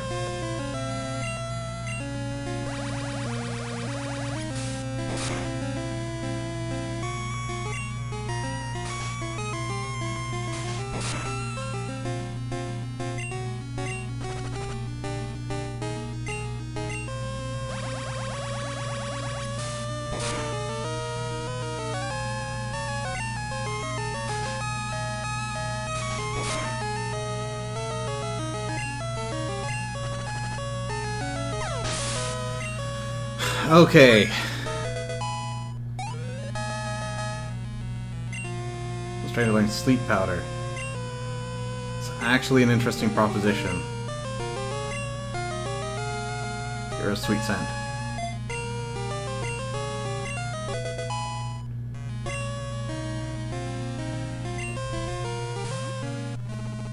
Here it is.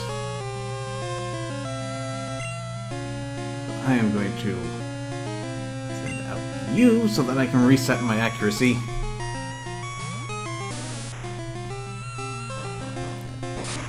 Miltank is absolutely devastating in this setting.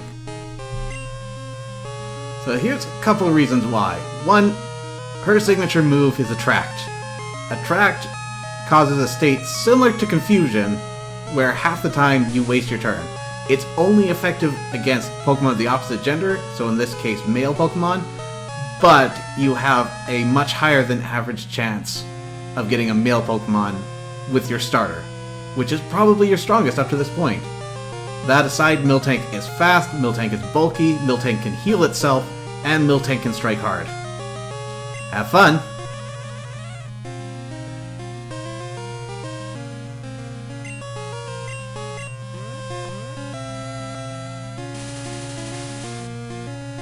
Okay, so opting for a Stun Spore here.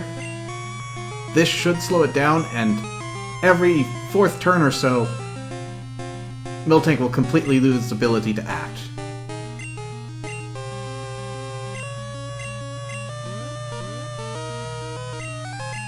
And there's the infatuation and the full paralysis. Let's get Oddish out of here.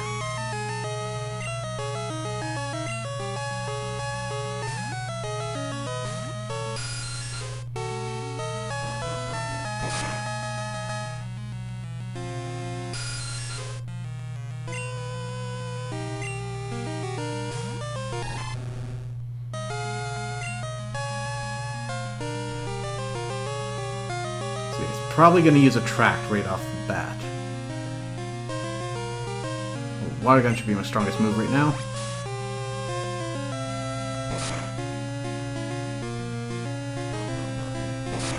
Now it's Stomping. I can try Rage.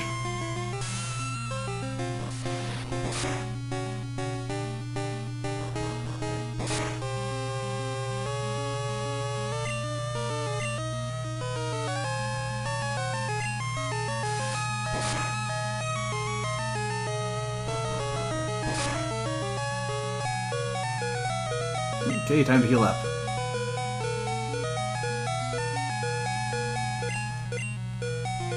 Thanks, Mom.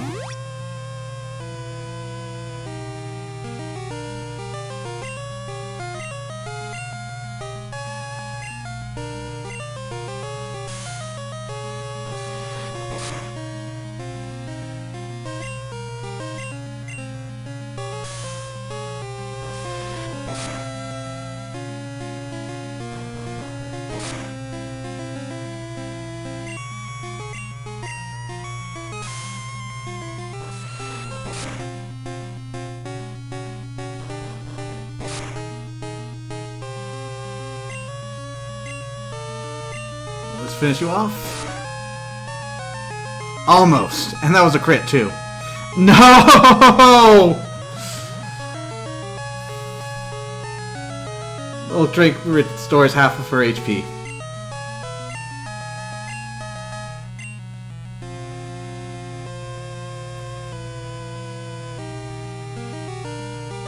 Oops. No status problems. Energy power 50.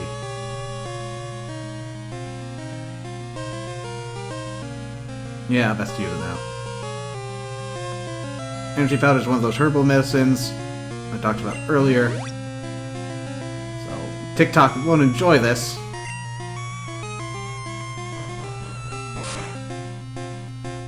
But at least he's gonna start taking hits again.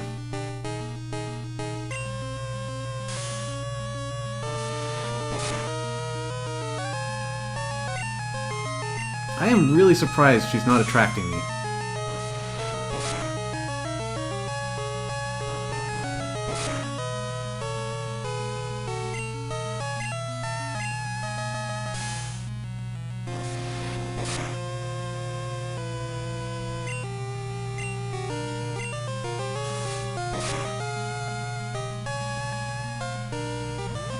Oh, here we go again.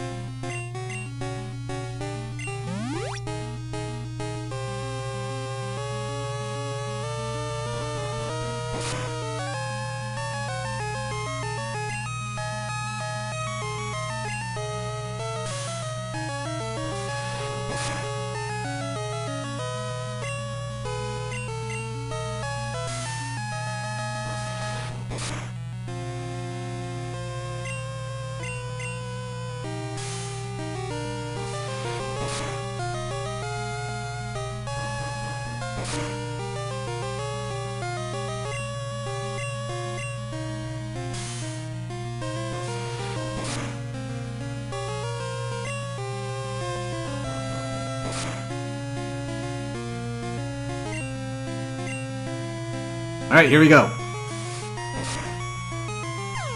Hey!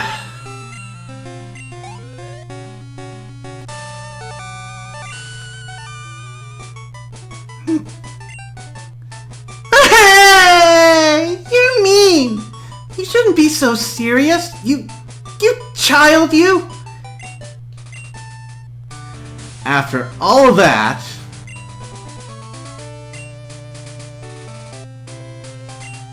she won't give us our badge. It's okay, I know an easy fix. Walk one tile south.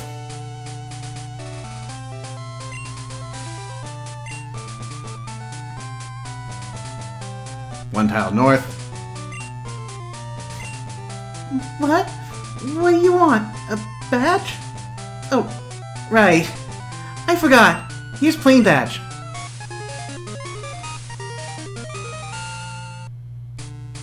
Plain badge lets your Pokemon use strength outside of battle. It also boosts your Pokemon speed. Oh, you can have this too.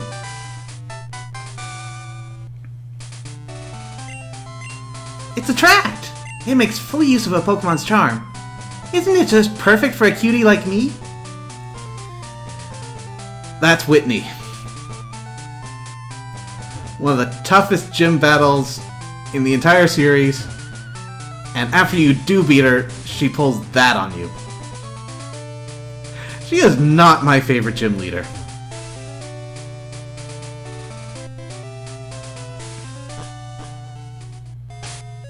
But we've accomplished a lot tonight. Got our first Pokemon, we've traveled many, many towns, collected 3 of our 8 badges, unfortunately missed out on a swarm of Dunsparce. All in all, I'd say that's pretty good.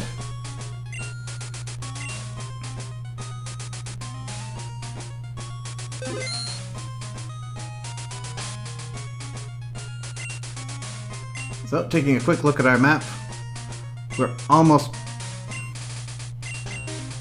Try again. We're almost back to Violet City, so we'll be closing off this loop. And then seeing what lies in store in the outer reaches of the region. Till next time, take care.